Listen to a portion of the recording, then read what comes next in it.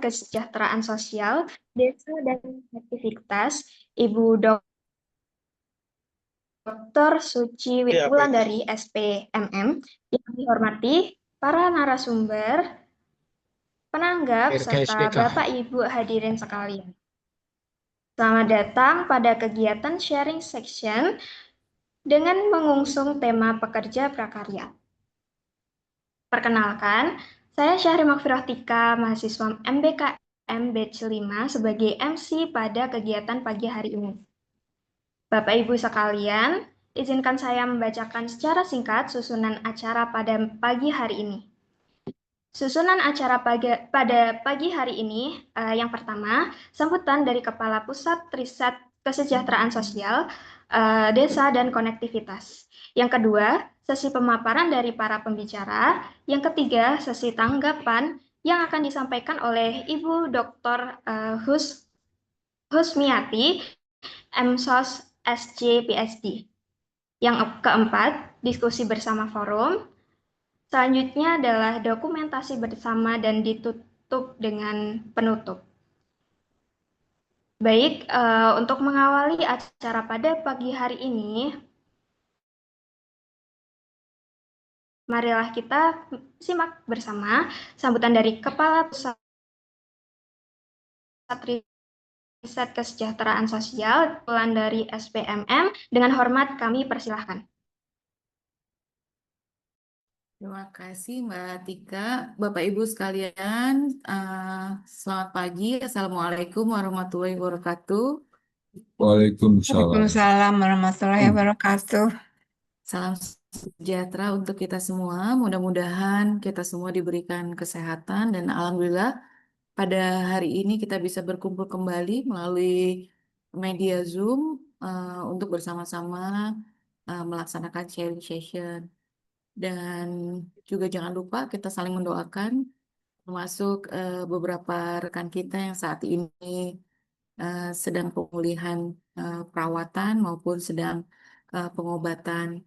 Mudah-mudahan Allah memberikan kemudahan kesembuhan dan juga kelancaran dalam segala urusannya sehingga bisa berkumpul kembali, beraktivitas kembali dengan fit. Amin. Bapak Ibu sekalian, alhamdulillah pada hari ini kita berkumpul kembali melalui Zoom di acara sharing session. Namun demikian Bapak Ibu, jika Bapak Ibu mencermati ada yang spesial di sharing session hari ini. Jadi seperti pernah disampaikan di pertemuan kita terakhir di PDDI, bahwa sharing session kali ini adalah sharing session dalam rangka syukurannya teman-teman yang sudah menyelesaikan studinya. Bagaimana cara mensyukuri nikmat tersebut adalah dengan berbagi pengetahuan yang sudah diperoleh teman-teman yang baru saja menyelesaikan S2 dan S3. Kira-kira seperti itu. Dari tesis yang sudah disusun oleh teman-teman, dari disertasi yang sudah disusun oleh teman-teman, kemudian teman-teman berbagi dengan kita terkait dengan pengetahuan maupun hasil riset yang sudah diperoleh. Ada dua hal mungkin yang bisa kita dapatkan dari acara ini adalah yang pertama bahwa mudah-mudahan memberikan semangat dan inspirasi ide kepada teman-teman yang sedang cari judul topik riset untuk kegiatan penelitian maupun untuk kelanjutan studinya. Dan yang kedua tentu saja ini bagian dari capaian teman-teman yang sudah menyelesaikan sekolahnya. Dan dengan penuh rasa bangga saya mengantarkan teman-teman untuk menyampaikan apa yang sudah dihasilkan dari selama melaksanakan studi kemarin. Bapak Ibu akan ada serialnya nanti. Jadi kalau di kesempatan kali ini ada Mas Bilal dengan Mbak Nunu ya terkait dengan topik tertentu, nanti kemudian akan ada beberapa teman yang akan menyampaikan juga hasil dari tesis dan disertasinya. Mari kita sambut bersama dengan penuh rasa bangga ya dan juga bersyukur karena teman-teman sudah bisa menyelesaikan studinya. Terima kasih untuk kesempatan kali ini kepada Mas Bilal dan Mbak Nunu yang sudah menjadi pembicara. dan juga Mas Erwin yang sudah berkenan untuk memoderasi teman-teman. Mudah-mudahan akan terjalin sharing informasi dan pengetahuan yang masif di antara kita, dan juga terima kasih dan penghargaan kepada Bu Umi yang sudah berkenan untuk memberikan tanggapan yang mungkin bisa menjadi bekal kita semua untuk menyempurnakan topik maupun melengkapi dari hasil riset yang sudah dicapai oleh teman-teman. Sekali lagi selamat kepada Mas Bilal dan Mbak Nunu ya atas selesai studinya dan juga hasil tesis yang luar biasa. Mudah-mudahan kita bisa belajar bersama hari ini terkait dengan topik yang diangkat sebagai tesis, dan mudah-mudahan ke depan kita bisa semakin banyak berkolaborasi terkait dengan berbagai topik strategis di KSDK. Demikian mungkin yang bisa saya sampaikan. Selamat menikmati Bapak Ibu hidangan sharing session pada pagi hari ini. Demikian, wassalamualaikum warahmatullahi wabarakatuh. Waalaikumsalam warahmatullahi wabarakatuh. Terima kasih kami sampaikan kepada Kepala Pusat Riset Kesejahteraan Sosial, Desa dan Konektivitas, Ibu Dr. Suci Wulandari, SPMM. Baik, Bapak Ibu hadirin, acara selanjutnya adalah diskusi inti yang akan dipandu langsung oleh moderator kami. Kepada Mas Erwin, kami persilahkan untuk memimpin jalannya diskusi bersama para narasumber dan penanggap. Oke, baik. Terima kasih Mbak Tika. Apakah suara saya jelas? Jelas, jelas. Oke, Assalamualaikum warahmatullahi wabarakatuh. Waalaikumsalam. Selamat pagi dan salam sejahtera bagi Ibu Bapak yang telah hadir di ruang virtual ini. Pertama-tama yang saya hormati Kepala Pusat Riset KSDK, Ibu Dr. Suci Wulandari, para profesor riset, para pembicara yaitu Kak Ririn dan Mas Billy, penanggap Ibu Dr. Rusmiati, serta seluruh sivitas PRKSDK yang hadir pada pagi hari ini. Tidak lupa juga untuk rekan postdoktoral dan mahasiswa magang yang telah banyak membantu. Terima kasih sudah meluangkan waktu bergabung dalam sharing session internal yang bertajuk Pekerja Prekariat. Sebelumnya saya sekedar mengingatkan kembali Ibu Bapak, untuk mic-nya tolong di mute dulu. Oke. Nah, mengingatkan kembali lagi, di Zoom ini ada 3 hal yang paling menentukan nasib. Pertama itu mikrofon, kedua kamera, dan ketiga sinyal. Nah, kalau mikrofon siap, maka lisan pun harus siap. Kalau kamera siap, maka visual atau muka kita harus siap. Nah, kalau sinyal siap, ya maka yang harus siap itu kebijakan yang jelas sih menurut saya. Semoga sinyal-sinyal kita mengenai kebijakan bisa tersampaikan. Baik. Terkait pekerja prekariat sendiri, ini sedikit pengantar ya, karena ada 2 pembicara yang masing-masing dengan ranah studi yang berbeda, tapi masih dalam satu ruang lingkup pekerja prekariat. Isu pekerja prekariat sendiri ya kita angkat ini bukan sekedar karena ini istilah yang kekinian ya, tapi menurut saya ini sebenarnya menjadi lensa untuk membaca bagaimana ketidakpastian kerja di Indonesia itu diproduksi, dialami, dan dikelola dalam ekosistem kesejahteraan. Nah, di banyak sektor kita lihat dari akademik hingga ekonomi berbasis aplikasi. Ada resiko pasar, ada perubahan kebijakan, ada disrupsi teknologi yang seringkali itu dibebankan atau dialihkan ke individu pekerja. Nah, sementara ini nggak selalu diimbangi dengan perlindungan, representasi, atau akses terhadap kesejahteraan itu sendiri. Disinilah mandat Pusat Riset Kesejahteraan Sosial, Desa dan Konektivitas itu sebenarnya matching atau beririsan langsung dengan realita yang ada di lapangan. Kalau kita lihat di ranah kesejahteraan, konsep dan kondisi prekariat ini menantang kita untuk memahami, untuk verstehen understanding, kemudian merancang bagaimana skema perlindungan dan jaminan sosial bagi tenaga kerja. Itu pekerja kontrak, outsourcing, honorer, pekerja aplikasi, hingga tenaga akademis non-tetap yang sehari-hari menghadapi ketidakjelasan atau bahasa kajian prekariasinya ini kekerasan dalam tanda kutip ya, pendapatan, kekerasan terhadap jam kerja, dan kekerasan terhadap jenjang karir. Kalau dalam konteks desa, ini juga bisa dikaitkan bagaimana prekariat ini berakar pada dinamika desa kota sebenarnya. Karena ada migrasi sirkuler di sana, ada pekerjaan musiman, dan ada ekonomi informal yang menopang banyak rumah tangga. Nah, di desa sendiri, infrastruktur sosialnya itu keluarga besar, arisan, kelompok keagamaan, dan lain-lain itu sering menjadi jaring pengaman de facto yang emik ketika proteksi formal dari negara itu tidak menjangkau mereka. Ini yang menarik. Kemudian di ranah konektivitas ini terkait sekali dengan konektivitas digital. Kita lihat bagaimana platform kerja modern yang diserba digital, ada algoritma tentang penugasan, ada digital labor management, dan lain-lain. Ada fleksibilitas yang dijanjikan, di mana fleksibilitas ini seringkali beriringan dengan apa yang disebut, mungkin Mas Bilang ini menjelaskan, fleksploitasi, atau jam kerja yang sebenarnya tidak fleksibel. Ada biaya operasional yang dibebankan ke pekerja. Ya, ketika saya bilang biaya operasional yang dibebankan ke pekerja, ya kita sebenarnya bisa merenung apa yang terjadi pada diri kita. Begitu. Bonus yang tidak jelas, hingga kontrol yang tidak kasat mata lewat matriks, lewat peringkat dan algoritma. Dulu, berabad-abad yang lalu, Adam Smith itu pernah bilang, ada invisible hand of the market. Nah, sekarang ini invisible hand of the algorithm. Nah, Karl Marx juga pernah bilang, terkenal sekali, ada hantu berkeliaran di Eropa, hantu komunisme. Nah, kini ada hantu berkeliaran di semua aspek kehidupan manusia, hantu algoritma.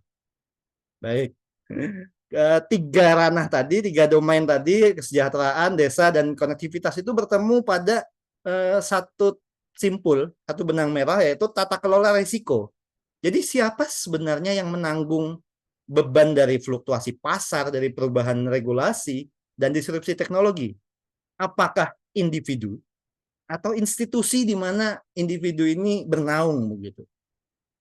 Kita contohlah di ranah akademis, prekariat ini muncul saat insentif kelembagaan mendorong beban peran ganda atau peran jamak tanpa dukungan yang cukup.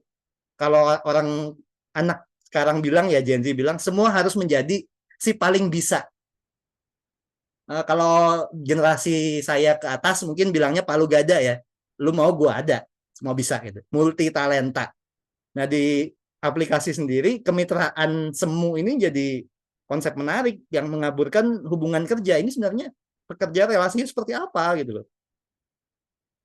Nah, jadi di sini sebenarnya PR KSDK ini bisa mengambil ceruk-ceruk gap ini menjadi bagaimana menempatkan evidence-based policy itu sebagai bridging, sebagai jembatan melalui etnografi yang tajam dan mendalam seperti yang dilakukan oleh para narasumber nanti, melalui juga analisis kebijakan yang presisi mungkin istilahnya saya kurang atau desain intervensi yang berdampak. Nah, singkatnya melalui tema pekerja prekariat, PR KSDK mengajak kita untuk merenung bagaimana mengubah ketidakpastian dari takdir individu yang kita anggap semua ini ketidakpastian itu takdir individu. Kita tidak bisa sekedar menyalahkan ini semua takdir. Oh enggak. Ini menjadi satu tugas kelembagaan. Dari sekedar ya bertahan menghadapi takdir menjadi bagaimana merancang kesejahteraan yang adil, adaptif, dan konektif. Baik, sedikit di tengah-tengah ya, kalau di Zoom ini audio kita sempat putus-putus atau video sempat putus-putus, mohon maaf, mohon dimaklumi. Itu bukan semata gangguan sinyal, bisa jadi itu etnografi real time. Bagaimana tentang prekariat konektivitas, jokesnya seperti itu. Meminjam semangatnya salah satu pakar tentang prekariat itu Guy Standing ya. Prekariasi itu bukan semata ketiadaan dari kepastian, melainkan tanda bahwa kebijakan dan kelembagaan kita perlu dipastikan kembali keberpihakan. Jadi ini struktural kajiannya nanti. Nah, sharing session ini seperti yang disampaikan Bu Kapus merupakan forum berbagi hasil tesis dari rekan-rekan PRKSDK yang baru saja lulus dan kembali dari masa tugas belajar. Di sini saya merasa terhormat, diberikan kepercayaan memadu diskusi yang sebagai kelanjutan ya dari diskusi kami, saya, Kak Ririn, Mas Bilal selama 2 tahun yang lalu ketika sama-sama di Jogja untuk menempuh pendidikan yang diskusinya sangat terkait dengan ini, gitu. Nah, di sini ada Kak Ririn Purba, lulusan Magister Antropologi UGM, ada Mas Billy, lulusan Magister Sosiologi UGM, saat ini juga hadir bersama kita Ibu Dr. Husmiati, peneliti ahli media bidang kesejahteraan sosial yang nantinya akan memberikan tanggapan kritis, mengarahkan kita bagaimana dari temuan lapangan ini menjadi satu implikasi, satu kesimpulan yang lebih mendalam, lebih menukik dan lebih kritis. Baik, sedikit penutup dari pengantar yang saya ingat James Scott itu pernah mengungkapkan konsep metis ya. Metis itu kecerdikan praktis yang tumbuh dari pengalaman. Nah, semoga forum ini menjadi ruang metis kelembagaan kita bersama. Dari kampus hingga aplikasi, dari teori ke kebijakan, dari kerentanan menuju kesejahteraan yang berkeadilan. Saya mohon maaf apabila terlalu panjang dan terlalu bersemangat ya. Bagi saya ini seperti doa ya. Doa itu harus panjang, harus jelas. Sehingga apa yang kita sampaikan clear gitu. Baik, untuk masing-masing pembicara nanti diberikan waktu 15 menit.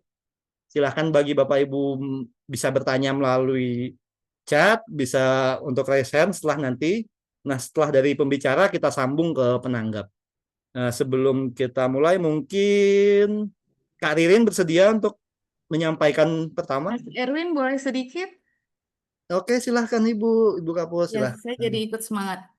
Saya mohon maaf, tadi saya sebetulnya mau ke Mbak Ririn karena melihat Mbak Ririn kibas-kibas rambutnya. Jadi saya yang spill malah Mbak Nunu. Mohon maaf ya Mbak Ririn. Maksudnya Mbak Ririn. Saya terpesona melihat Mbak Ririn semangat sambil kibas-kibas rambut begitu. Jadi saya setuju Mas Moderator. Mudah-mudahan ini jadi forum yang bisa mencerahkan untuk kita semua ya. Dan saya berterima kasih banyak untuk teman-teman semua. Itu aja, mohon maaf ya. Terima kasih Mas Moderator. Baik, Ibu Kapus. Sebelumnya saya tanya ke Kak Ririn, siap untuk presentasi? Oh, boleh Bang. Oke, baik. Waktu dan layar kami persilakan ke Kak Ririn, dimaksimalkan 15 menit ya. Terima kasih. Baik, sembari menunggu ya layarnya. Sudah kelihatan belum Bapak Ibu? Oke, baik. Selamat pagi menjelang siang Bapak Ibu. Apakah suara saya terdengar jelas? Ya, Jelas. cukup jelas. Merdu, Ya, merdu. jelas, Bu. Terima kasih kepada Bapak Ibu sekalian, kepada Ibu Kapus yang memberikan kesempatan kepada kami mahasiswa yang baru selesai tugas belajar dan izin belajar untuk sharing tentang tesis yang menjadi tesis yang kami teliti, yang menjadi acuan kami bisa akhirnya menjadi magister gitu. Kepada Bapak Ibu juga yang hadir di sini, kepada Bu Umi yang menjadi penanggap kami juga, terima kasih atas kebersediaan waktunya. Di sini saya akan membahas tentang tesis saya, tapi topiknya ini saya ambil sedikit saja dari bagian tesis saya. Di sini saya ambil topik itu adalah di antara basah dan kering, lanskap prekariat akademik dalam institusi pendidikan tinggi. Mungkin Bapak Ibu mendengarnya itu lahan dan basah itu, lahan kering, lahan basah itu seperti apa sih? Mungkin tanggapan pertamanya itu adalah lahan basah itu mungkin lahan yang bisa korupsi banyak ini, atau lahan kering nggak bisa dikorupsi sama sekali. Ternyata bukan Bapak Ibu. Di sini saya akan membahas tentang basah dan kering di universitas itu seperti apa. Bukan tentang korupsi, tetapi berbeda dari pandangan kita. Malah lebih masuk ke seperti pertanian. Basah itu identik dengan tanah yang subur, yang menghasilkan. Sedangkan kering, ya tandus, tidak ada, susah untuk menghasilkan sesuatu di situ. Itu yang akan saya bahas dalam topik hari ini. Kenapa saya akhirnya memilih topik ini ketika saya tesis, ketika S2, itu dimulai dengan munculnya hashtag jangan jadi dosen. Itu di media sosial X. Itu ramai sekali. Saya bertanya-tanya, kenapa? Bukankah dosen itu adalah sebuah pekerjaan yang luar biasa? orang-orang cerdas, berpendidikan yang pastinya mapan. Tapi ternyata Bapak Ibu, survei yang dilakukan The Conversation di tahun 2023 menyatakan dari 3 universitas besar di Indonesia yaitu UGM, UI, dan UNRAM itu menyatakan bahwa sebenarnya dosen itu tidak sejahtera yang seperti pandangan kita semua. Dosen itu terutama ya di PTN BH ataupun PTN swasta itu termasuk PTN BLU juga, mereka itu tidak sejahtera karena dari survei dengan 1.196 responden itu dosen dengan gaji di bawah 3 juta itu justru lebih mendominasi. Gaji itu sudah termasuk THP ya Bapak Ibu, jadi bukan hanya gaji pokok, tapi termasuk tunjangan-tunjangan lainnya. Jadi sekitar 42% lebih itu dosen-dosen itu tenaga akademik itu memiliki gaji di bawah 3 juta. Seperti yang kita ketahui, ada juga peraturan yang mengatakan bahwa jika dosennya bukan PNS atau misalnya dia di swasta, mengikuti standar UMR daerah setempat. Jadi bisa dibayangkan Bapak Ibu, jika UMR di daerah setempat 2 juta, maka dosen pun bergaji 2 juta. Itu tidak ada tunjangan kinerja Bapak Ibu. Jadi berbeda dengan PNS, dosen itu tidak ada tunjangan kinerja. Oleh karena itu banyak gerakan atau bahkan tahun ini seperti yang kita ketahui, yang kita lihat di media sosial atau di berita platform, itu banyak demo yang dilakukan oleh pekerja kampus untuk menuntut kesejahteraan baik gaji dan tunjangan karena dosen itu tidak ada komponen tunjangan kinerja. Jikapun ada yang namanya sertifikasi itu tunggu 4 tahun lagi untuk mengajukan sertifikasi dosen. Jadi gajinya itu hanya penghasilannya itu hanya gaji pokok. Jadi gaji pokok di misalnya di Universitas Gadjah Mada itu mengikuti standar gaji PNS. Jadi kalau misalnya dosennya 3B, karena dari standarnya kan masuk dosen itu dari magister ya, magister ataupun doktor, ya standarnya 3B, dan itu bisa kita ketahui gaji PNS itu 3 juta berapa sih? Dari 3B itu paling 2.700.000 atau 2.800.000-an. Nah, ditambah lagi dengan tunjangan-tunjangan lain, misalnya ya tunjangan jabatan ya dosen atau calon dosen, atau misalnya dengan tunjangan makan. Jadi hanya itu Bapak Ibu, tidak ada tunjangan kinerja. Oleh karena itu banyak gerakan-gerakan yang menyuarakan bahwa dosen itu tidak sesejahtera yang dipandangkan kita. Ini menunjukkan kenapa ternyata akhirnya ada kata jangan jadi dosen. Ternyata besar pasak daripada tiang. Bagaimana mereka bisa mencukupkan kehidupannya 3 juta, di bawah 3 juta untuk biaya hidupnya dan juga biaya hidup keluarganya. Apalagi sekarang kita ketahui biaya kontrakan, biaya makanan, semua kan udah inflasinya luar biasa. Kalau mungkin dulu orang-orang dengan gaji 2-3 bulan bisa membeli tanah, sekarang gaji 2-3 bulan jadi dosen belum tentu bisa membeli tanah, Bapak Ibu. Jadi seperti itu. Nah, di sini saya membahas tentang prekariat. Emang apakah dosen itu prekariat sih sebenarnya? Kan bukannya mereka berpendidikan, mereka cerdas-cerdas, harusnya intelektual dong, harusnya mereka itu kompeten, tahu mana yang baik, mana yang benar. Harusnya kalau misalnya nggak nyaman, keluar saja. Tapi ternyata tidak semudah itu, Bapak Ibu. Prekariat itu adalah kelas sosial baru, kata guys standing. Nah, ini yang nanti yang akhirnya akan saya kritik. Dia mengatakan bahwa prekariat itu tuh kelas sosial baru yang hidup dalam ketidakpastian dan kerentanan struktural, dan itu terjadi sejak maraknya isu neoliberalisme, dan itu menurut guys standing di negara-negara global south masih dalam proses pembentukan. Akibat ada peraturan-peraturan ini mulailah terbentuk kelas sosial ini yang baru ini. Ternyata sebenarnya itu yang akan saya kritik itu tidak gitu. Di sini ada 7 kerentanan yang pastinya 7 bentuk kesejahteraan yang harusnya dimiliki para pekerja ternyata tidak dimiliki oleh para pekerja. Dan ini bisa kita refleksikan pada diri kita masing-masing. Apakah 7 bentuk keamanan ini ada pada diri kita?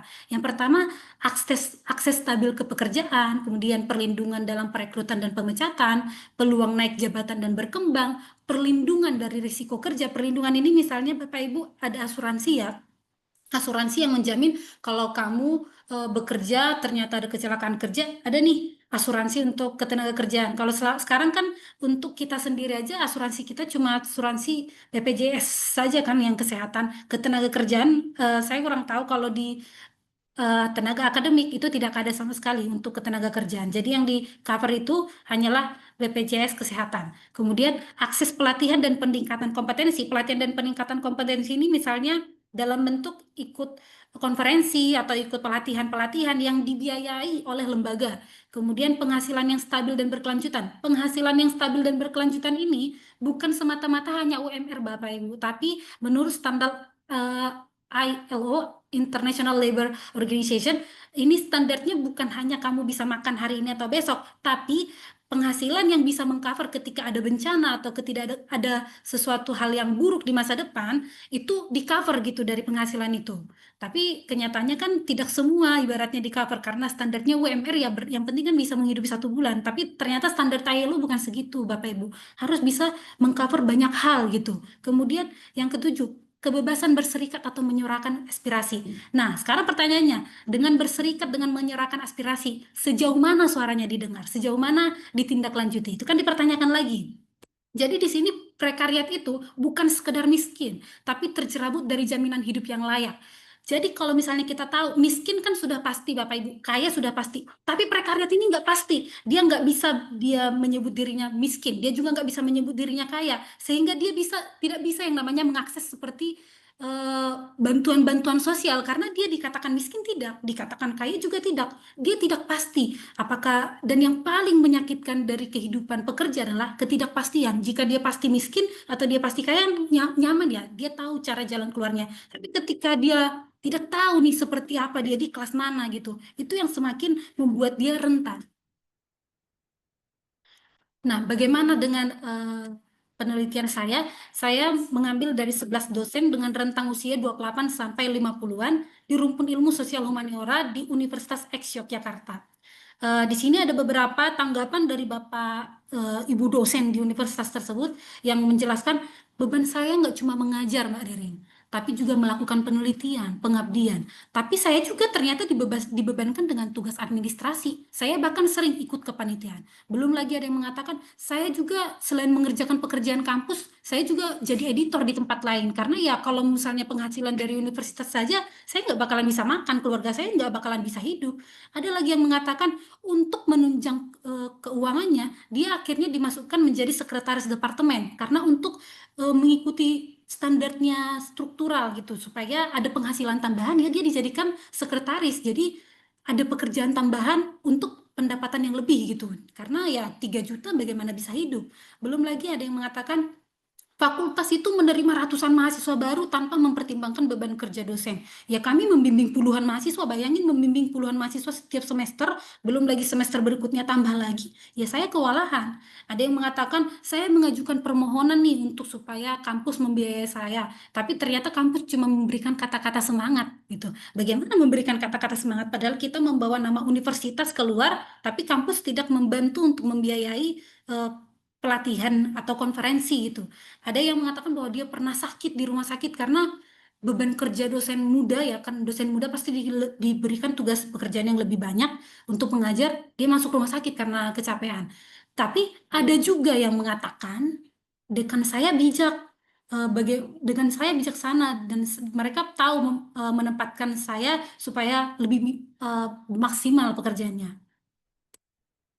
Nah, di sini ada saya jelaskan 4 topi 1 kepala. Ternyata dalam beban kerja dosen ada undang-undang yang menjelaskan tentang beberapa pekerjaan dosen. Nah, ternyata di antara pekerjaan ini ada pekerjaan lain karena dosen-dosen ternyata di luar jam kerja tetap dihubungi. Apalagi ada yang mengatakan beliau pernah ditelepon sama mahasiswa karena merasa jadi korban pelecehan seksual dan dia harus menyelesaikan itu semua walaupun itu di luar tupoksi pekerjaan dia tapi karena rasa cinta terhadap pekerjaannya dia melakukannya di tengah malam. Nah, penghasilan ini tergantung lahan di universitas. Disinilah yang menjadi topik kita. Yang pertama lahan basah dan lahan kering. Kalau lahan basah ternyata adalah unit di universitas yang memiliki pemasukan lebih untuk universitas. Itu biasanya dengan ada IUP, International Undergraduate Program yang membuat uang kuliah mahal, kemudian ada hotel, konsultan, proyek hibah, dan lain-lain. Bagaimana dengan lahan kering? Lahan kering tidak memiliki itu sama sekali Bapak Ibu. Jadi penghasilannya full dari universitas saja.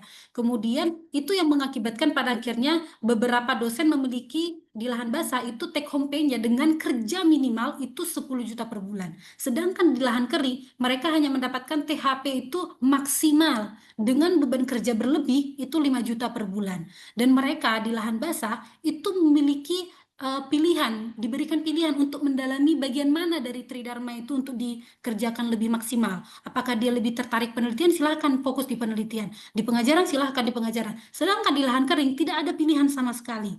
Dan kemudian di kebebasan bersuara, di lahan kering memang silahkan kamu bersuara, tapi apakah kamu didengar, apakah ditindaklanjuti, itu pertanyaan lanjutan, itu belum tentu bisa dijawab. Tapi kalau di lahan basah, menurut pengalaman dari para informan saya, itu mengatakan mereka menjelaskan apa kerentanan mereka, apa yang menjadi unek-unek mereka, dan itu didengarkan oleh pimpinan mereka dan segera ditindaklanjuti. Nah, di bawah payung lembaga yang sama nih, di satu universitas yang sama, ternyata kesejahteraan itu berbeda, Bapak Ibu. Jadi tergantung fakultas di mana dia berada. Jadi secara struktural, walaupun misalnya nih, kita di satu universitas yang sama, dosen di fakultas A dengan di fakultas B, itu berbeda kesejahteraan. Dirunut lagi nih, di fakultas yang A misalnya, dia beda lagi, tergantung departemennya lagi. Jadi ada lagi nih pembagian-pembagian. Jadi tidak hanya karena dia di lembaga yang sama, di fakultas yang sama sejahtera, tidak. Ternyata ada pembagi-pembagi lagi. Nah, di sini PTNBH kan memunculkan adanya yang namanya wewenang penuh dalam menjalankan kegiatan akademik dan pengelolaan anggaran internal. Nah, namun di sini, di universitas ini, Universitas X, prinsip SADA atau sentralisasi administrasi dan desentralisasi akademik, ternyata itu kebablasan Bapak Ibu, sehingga membuat adanya namanya otonomi unit kerja. Nah, ini yang membuat ketimpangan terjadi di universitas. Di sini universitas ujung-ujungnya hanya simbol koordinasi saja, namun otonomi operasionalnya diberikan kepada masing-masing unit kerja. Ini seperti sama dengan yang dijelaskan oleh Gertz tentang The Theater of State, bahwa sebenarnya dalam negara ada negara-negara kecil. Nah, itu yang terjadi di universitas. Memang iya, ada universitas, tapi ada negara-negara kecil, ada bos-bos kecil di dalamnya. Itu yang justru lebih berpengaruh, itu yang lebih mempengaruhi kesejahteraan para pekerja di bawahnya. Dan unit bisnis ini dikelola masing-masing oleh unit, di mana unit ini membagi persenan ke universitas. Kemudian gaji disesuaikan dengan undang-undang, namun take home pay-nya itu tergantung pada kebijakan unit kerja. Di sini universitas tidak mempertimbangkan keberadaan unit bisnis, jadi mereka menyamaratakan saja mau ada unit bisnis atau tidak, sejahtera atau enggak, dikembalikan kepada unit kerjanya masing-masing. Di sini yang saya temuan selanjutnya adalah solidaritas yang rapuh antara si basah dan si kering. Di sini ternyata sama, ketika orang-orang atau misalnya si As lebih sejahtera, terkadang dia tidak peduli pada temannya yang kurang sejahtera. Justru yang lebih membentuk solidaritas pekerja kampus itu adalah mereka yang kurang sejahtera. Sementara yang sejahtera mereka tidak bersuara karena merasa pengalaman mereka, tata kelola yang dirasakan itu ya udah sejahtera, ngapain lagi untuk bersuara. Di sini dalam menurut standing, seseorang yang memiliki terlalu banyak keamanan atau sebaliknya, yaitu terlalu sedikit. Jika terlalu sedikit, irasionalitasnya itu menguasai dan menonjol, sedangkan yang terlalu banyak akan menyebabkan sikap acuh tak acuh dan kurangnya tanggung jawab. Di sini tuh akhirnya mereka mengembangkan metis Bapak Ibu, karena kesadaran, wah di sini saya menderita. Ujung-ujungnya mereka mengembangkan kesadaran yaitu metis, yaitu dari pengalaman hidupnya yang praktis gitu, dengan cara mereka itu tidak terlalu aktif tapi juga tidak terlalu pasif dalam kegiatan kampus. Karena kalau terlalu aktif mereka akan diberikan beban pekerjaan yang lebih banyak, namun kalau terlalu pasif dianggap nanti nih orang kok nggak peduli untuk kelembagaan, untuk universitas. Jadi dari pengalaman mereka selama bertahun-tahun, mereka menyadari itu, nggak boleh terlalu aktif kalau nggak mau beban kerja yang berlebih, tapi nggak boleh terlalu pasif juga sehingga dianggap tidak berkontribusi pada lembaga. Yang kedua, mereka memperluas jejaring di luar kampus. Bagaimana ya Bapak Ibu, kalau misalnya penghidupan kurang di lahan ini, mau tidak mau mereka harus mencari lahan di luar gitu, memperluas jejaring di luar ya untuk menambah penghasilan tambahan. Prakarya itu sementara atau sistemik. Di sini saya mengkritik pandangan guys standing ya, karena menurut guys standing itu prakarya itu masih in the making di negara global south. Ternyata di Indonesia tidak seperti itu. Dalam kurun waktu beberapa tahun ke belakang sebenarnya bukan hanya karena neoliberalisme prakarya itu muncul. Prakarya itu bisa jadi terjadi di desa-desa, misalnya seperti yang kita lihat. Misalnya dia janda yang tidak punya suami, janda yang tidak punya suami ya, janda yang tidak punya anak, tidak punya saudara gitu.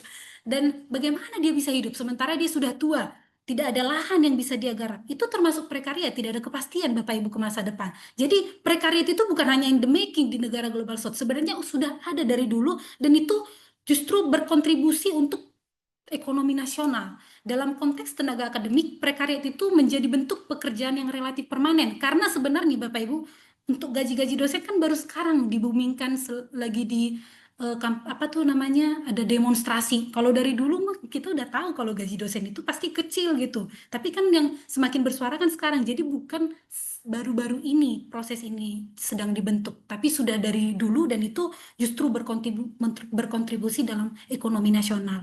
Dan apakah ini hanya transisi atau bentuk permanen dari eksploitasi kerja yang didukung oleh undang-undang? Guy Standing menyebut prekariat sebagai kelas baru yang muncul akibat perubahan ekonomi global. Tapi di sini dia melihat transisi budaya bisa berkembang menjadi gerakan politik atau tetap terpinggirkan, mulai dari SPK dan sebagainya. Di banyak konteks itu, termasuk akademik di Indonesia, prekariat ini justru sistemik dan berkelanjutan. Karena memang sudah ada peraturannya, sudah ada undang-undangnya, otonomi dan segala macam, dan itu bukan transisi. Dan eksploitasi ini terstruktur dengan kontrak jangka pendek, beban kerja tinggi, ketimpangan antara fakultas, dan minimnya representasi. Jadi di sini prekariat bukan sekedar fase Bapak Ibu, tapi bisa menjadi fondasi sistem eksploitasi yang normal. Kesimpulannya, di sini otonomi kelembagaan tanpa mekanisme distribusi yang adil berpotensi memperkuat ketimpangan struktural dalam profesi akademik. Lahan basah dan lahan kering justru memperluas pemahaman tentang model sosial dan kelembagaan dalam pendidikan tinggi dengan menyoroti peran posisi struktural dalam menentukan akses terhadap sumber daya. Kemudian yang terakhir dari perspektif kebijakan, hal ini menekankan pentingnya reformasi sistem insentif. Karena seperti yang kita ketahui, belum terlalu jelas tentang insentif, apalagi yang namanya ada otonomi di unit kerja. Kemudian transparansi rekrutmen dan penguatan mekanisme akuntabilitas antar unit kerja. Mungkin itu saja Bapak Ibu. Sekian dan terima kasih. Saya berikan kepada Bang Erwin. Oke, terima kasih Kak Ririn, sangat bersemangat. Saya senang sekali. Selanjutnya semoga Mas Billy lebih ini semangatnya. Oke, selanjutnya Mas Billy, waktu dan layar kami persilahkan. Oke, Mas Erwin.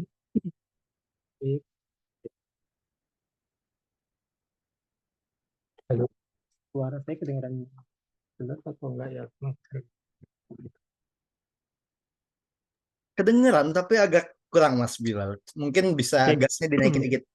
Nah, gas. Oke, segini ya. Boleh tambah lagi? Oke, oke. Oke, silakan. Oke, terima kasih Mas Erwin.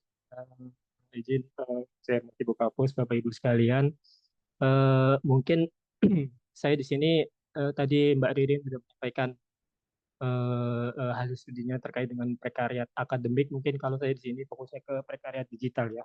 Gimana orang menjadi, tadi Mbak Ririn bilang ya, menjadi rentan, nggak sekedar miskin, tapi hidupnya banyak ketidakpastian gitu ya.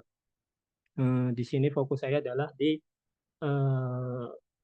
para pekerja digital yang basisnya aplikasi transportasi gitu ya, yaitu ojek online. Saya ambil dulu sini masa depan pengemudi ojek online dalam bayang-bayang fleksploitasi. Apa itu fleksploitasi? Mungkin nanti sambil presentasi saya jelaskan apa yang disebut fleksploitasi itu sendiri. Nanti izin diingatkan ya Mas Erwin, kalau udah mendekati 15 menit, saya maksimalkan waktu 15 menit yang Nggak usah saya diingatkan. cantum. Kalau Mas Bilal menyampaikan dengan sangat bagus, waktu berapapun untuk Mas Bilal. Oke, oke. Thank you Mas Erwin. Oke, kalau saya di sini mengawali terkait dengan dilema pekerja digital dan perkembangan teknologi ya. Kalau melihat perkembangan teknologi, platform digital berbasis transportasi itu di Indonesia perkembangan cukup pesat ya, terutama dari kota-kota besar dan sampai sekarang udah ekspansi ke kota-kota kecil. Nah, ini data pasti sebenarnya nggak ada ya. Data pasti itu selalu ditutupi oleh aplikasi. Saya nggak tahu kepentingannya apa dan itu tidak pernah dibuka. Kalau estimasi yang muncul di berita-berita itu mungkin sekitaran 4, mungkin 7, dan mungkin lebih daripada itu. Karena semakin kesini kan semakin banyak para pekerja yang basisnya transportasi online gitu, seperti ojek online itu, mereka bekerja pada saat itu. Saya melanjutkan, terdapat dua narasi besar gitu. Yang pertama terkait dengan kemudahan akses. Mohon maaf Mas Bilal, suaranya boleh dinaikkan lagi volumenya. Mungkin sekarang 50, naikkan jadi 75 ya. Terima kasih. Oke. Terdapat dua narasi besar ya. Pertama terkait dengan kemudahan akses dan fleksibilitas, dan yang kedua adalah ketidakpastian dan eksploitasi. Platform atau aplikasi, perusahaan aplikasi ini selalu menarasikan bahwa pekerja pengemudi online ini merupakan pekerja dengan kemudahan akses dan fleksibilitas yang tinggi. Tapi di sisi lain, pada perkembangannya, teman-teman menunjukkan bahwa para pekerja-pekerja ini mengalami ketidakpastian dan eksploitasi yang cukup tinggi gitu. Kerentanan-kerentanan tersebut terjadi dalam bentuk misalnya manajemen perlindungan, tadi yang Mas Erwin juga sebut beban operasional tinggi, karena di sini pekerja-pekerja online itu bekerja dengan motornya sendiri, dengan HP-nya sendiri, dengan pulsanya sendiri, dengan perawatan kendaraannya sendiri, tapi aplikasi cukup memberikan akses ke platform mereka dengan memotong penghasilan yang cukup besar kepada pekerja itu sendiri. Terus yang selanjutnya ada isu mengenai pengawasan algoritma, kontrol berlebihan yang mengeksploitasi pekerja. Algoritma itu sendiri sebenarnya bukan satu mesin yang inosen gitu ya. Ibaratnya algoritma itu dibaliknya juga ada perusahaan atau platform yang bekerja yang menentukan bagaimana pekerja itu mendapatkan slot atau pekerjaannya. Selanjutnya ini ada isu terkait dengan kemitraan semu, dan ini peningkatan jumlah pekerja pengemudi online ini tidak benang merah besarnya itu tidak lepas dari kegagalan di Indonesia itu sendiri ya. Ada isu prematur deindustrialisasi ketika Indonesia itu tidak bisa memanfaatkan pertumbuhan industri di tahun 90-an gitu untuk membuka lapangan kerja formal. Hingga saat ini pekerja-pekerja di sektor informal selalu dijadikan tulang punggung bagi perekonomian di Indonesia gitu, terutama mendewakan UMKM dan sebagainya. Selanjutnya adalah meningkatnya kerentanan yang disebabkan oleh persaingan bisnis karena ada monopoli platform dan sebagainya. Sehingga saya sebenarnya menarik untuk melihat seperti apa sih pengalaman pekerja pengemudi online dan bagaimana mereka menarasikan pekerjaan ini ke depannya. Seperti apa narasi, imajinasi, dan harapan pekerja ini, pekerja pengemudi online ini di masa depan. Kalau dari kajian-kajian sebelumnya, kayak tidak jauh beda ya, bahwa pekerja-pekerja ini mengalami kontrol berlebihan dan semakin rentan dan tereksploitasi. Terus di Indonesia sendiri ada celah regulasi yang dimanfaatkan oleh platform aplikasi ini yang semakin menambah kerentanan pekerja itu sendiri. Kajian dari Wulansari bahkan mengungkapkan bahwa ada relasi asimetris. Selama ini pekerja selalu narasikan sebagai mitra, artinya mitra itu harusnya kan setara ya, tapi yang terjadi sebetulnya adalah bahwa perusahaan itu memegang penuh kendali atas pekerjaan para pekerja pengemudi online ini, sehingga relasi pekerjaan yang dialami oleh pekerja dan platform itu sendiri adalah relasi yang asimetris atau tidak seimbang gitu. Kajian yang lain mengungkapkan bahwa ada deskilling trap dan ada isu gender, terdapat kekerasan seksual yang dialami oleh pekerja pengemudi online. Lanjut, mungkin ini fokus ke flexploitasi ya, akar eksploitasi dari kerja berbasis teknologi digital. Kalau konsep flexploitasi sejauh yang saya lacak itu ada muncul dari tulisannya Bourdieu gitu. Dia mengungkapkan bahwa sistem kapitalisme ini menggunakan fleksibilitas kerja untuk memaksa pekerja menerima kondisi rentan atau kondisi yang tidak layak dalam bekerja. Mungkin ini yang terjadi di para pekerja pengemudi online. Morgan sendiri mengungkap bahwa eksploitasi merupakan gaya baru yang memberikan kerja dalam kondisi tidak berdaya serta memaksa mereka menerima kondisi eksploitatif. Intinya dari semua ini bahwa kerja-kerja yang diperantarai atau dimediatisasi oleh teknologi itu sendiri membawa sisi eksploitatif bagi para pekerja dan justru lebih banyak menguntungkan perusahaan. Tadi kondisi eksploitatif pada berbagai kelas pekerja, tetapi yang paling menerima dampaknya adalah pekerja dengan daya tawar rendah. Kalau kita melihat sendiri, sebenarnya kita itu sedikit mengalami ya, karena kita sebenarnya agak-agak mengalami kerja fleksibel juga, karena kita masih bisa WFA, WFH, tidak harus WFO, tapi ada konsekuensi yang kita terima bahwa kita selalu diharapkan untuk hadir bahkan mungkin lebih banyak daripada jam kerja yang kita jalani selama ini. Terus ini salah satu framework yang saya gunakan yaitu Sociology of the Future. Intinya ini akan memberikan gambaran bagaimana sih memberikan guidance gitu ya, bagaimana sih para pekerja pengemudi online ini memberikan pandangannya atau proyeksinya terhadap pekerjaan mereka pada masa depan sendiri. Ada empat jenis masa depan dalam konsep Sociology of the Future, yaitu concrete future, latent future, abstract future, dan lost future. Sementara ini temuan saya terkait dengan pekerja pengemudi online. Yang pertama terkait dengan tenaga kerja dan usia yang makin produktif. Kalau kita melihat semakin banyak jaket-jaket baru dalam pekerja pengemudi online gitu ya. Artinya ya semakin banyak pekerja-pekerja baru yang gabung atau join dan semakin muda usianya. Artinya sekarang kalau kita melihat anak-anak yang SMK baru SMK atau baru lulus kuliah atau bahkan ada isu mahasiswa yang baru lulus S2 atau S3 dan sulit mencari pekerjaan, akhirnya mereka banting setir menjadi pekerja di online. Pendidikannya beragam, yang saya temui paling tinggi ada di S1 dan didominasi oleh laki-laki karena pekerjaan ini cukup berat ya karena harus seharian berada di jalanan, berpanas-panasan dan sebagainya. Terus terkait dengan fleksibilitas kerja. Kalau terkait dengan fleksibilitas kerja, sebenarnya ada temuan menarik. Kalau temuan sebelumnya membahas terkait dengan fleksibilitas yang semu, pada temuan saya muncul fleksibilitas palsu. Artinya ketika fleksibilitas semu itu sebenarnya pekerja didisiplinkan bahwa mereka bebas bekerja kapanpun, iya. Tapi ketika mereka ingin mendapatkan penghasilan yang tetap, mendapatkan penghasilan yang layak, maka mereka harus mengikuti algoritma yang ditentukan oleh perusahaan gitu.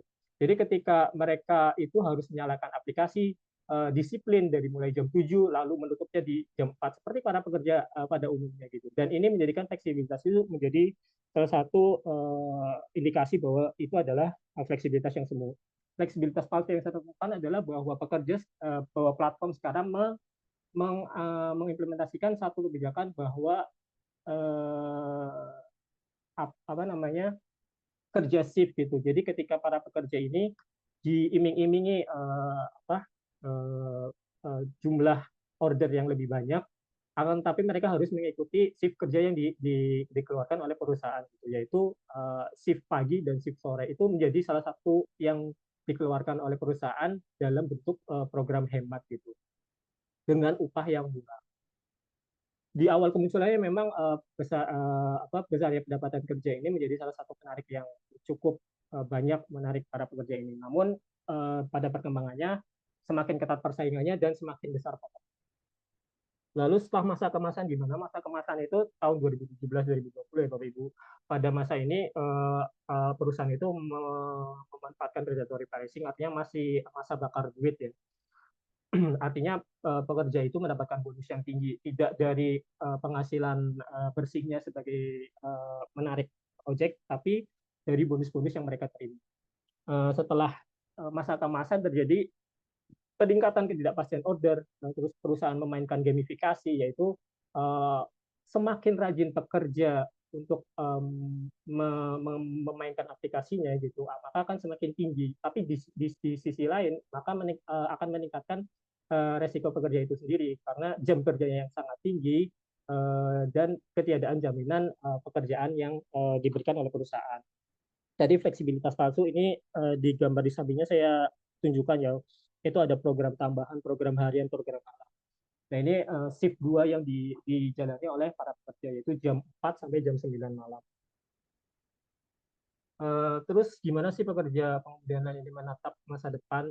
Sebenarnya ada dua ya, cuman saya dalam temuan saya melihat bahwa pekerja pengemudi online ini lebih banyak ke arah pesimistis karena tarifnya rendah, minim perlindungan, aspirasinya tidak didengar. Tadi kalau Mbak Ririn bilang bahwa pekerja prekariat itu merupakan pekerja yang tidak memiliki ruang diskusi yang sehat gitu ya.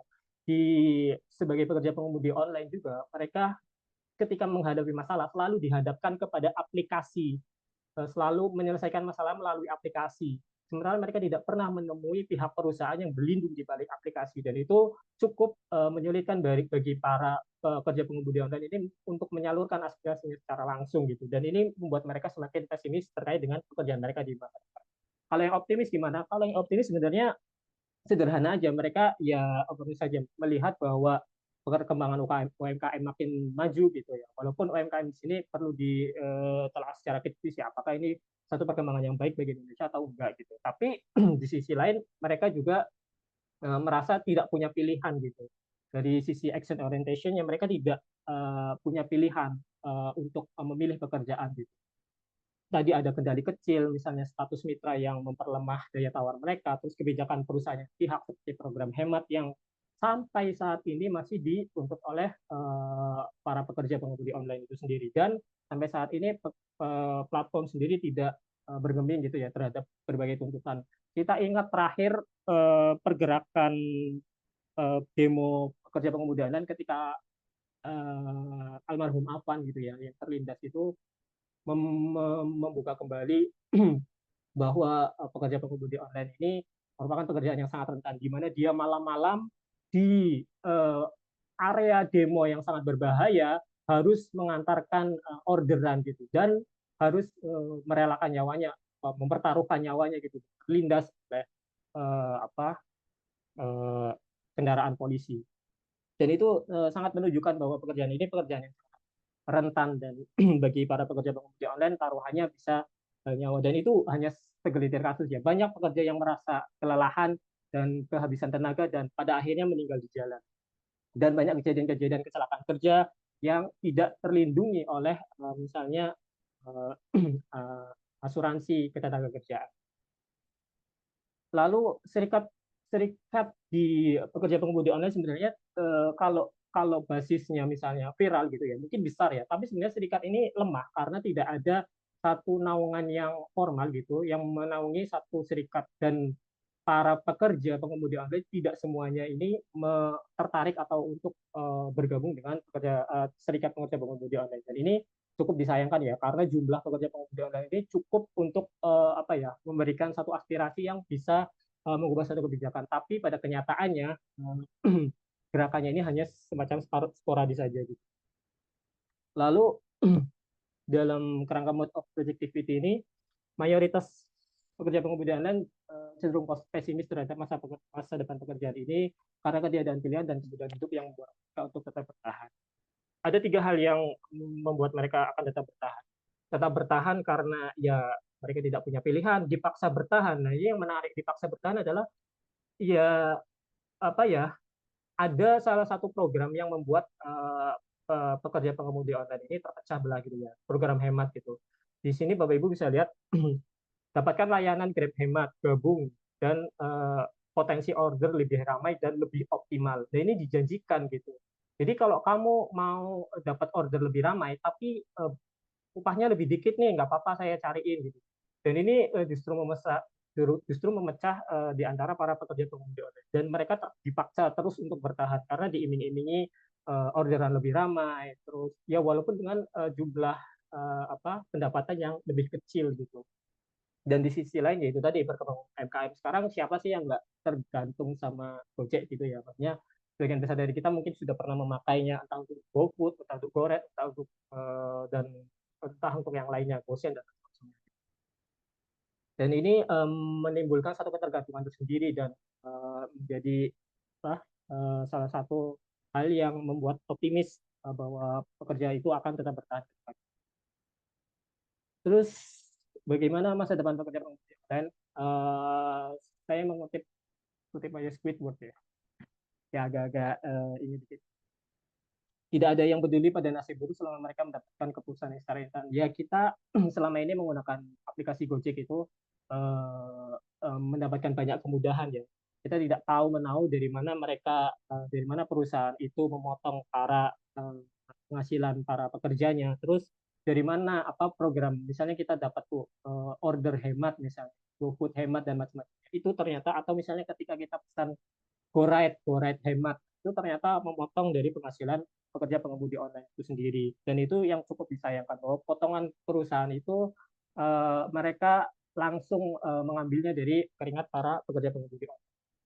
Kenapa abstrak? Karena tidak ada yang pasti. Maksudnya pekerja pengemudi online ini merasa bahwa ya mereka merasa ini semakin tidak menjanjikan, tarif murah, dan semakin ketat persaingannya. Tapi di sisi lain, kalau dalam konteks penelitian saya di Kota Madiun itu, mereka melihat tapi UMKM ini makin banyak orang-orang yang buka warung dari rumah ini makin banyak, dan memanfaatkan aplikasi ini makin banyak gitu. Jadi ya mereka terus-menerus menuntut upah yang layak, tapi di sisi lain tidak pernah mereka dapatkan. Dan di sisi lain, perkembangan usaha rumahan ini makin banyak bergantung terhadap aplikasi, Dan di sisi lainnya tidak ada regulasi yang jelas dari pemerintah untuk mengatur kesejahteraan pekerja online. Diperparah dengan algoritma dan kebijakan perusahaan yang cukup merugikan bagi para pekerja itu. Mungkin itu Mas Erwin yang bisa saya sampaikan. Mohon maaf kalau waktunya kelebihan ya. Terima Baik, kasih. terima kasih Mas Billy, luar biasa. Sebelum saya ke penanggap ya, saya ingin konfirmasi dulu nih ke Kak Ririn dan Mas Billy.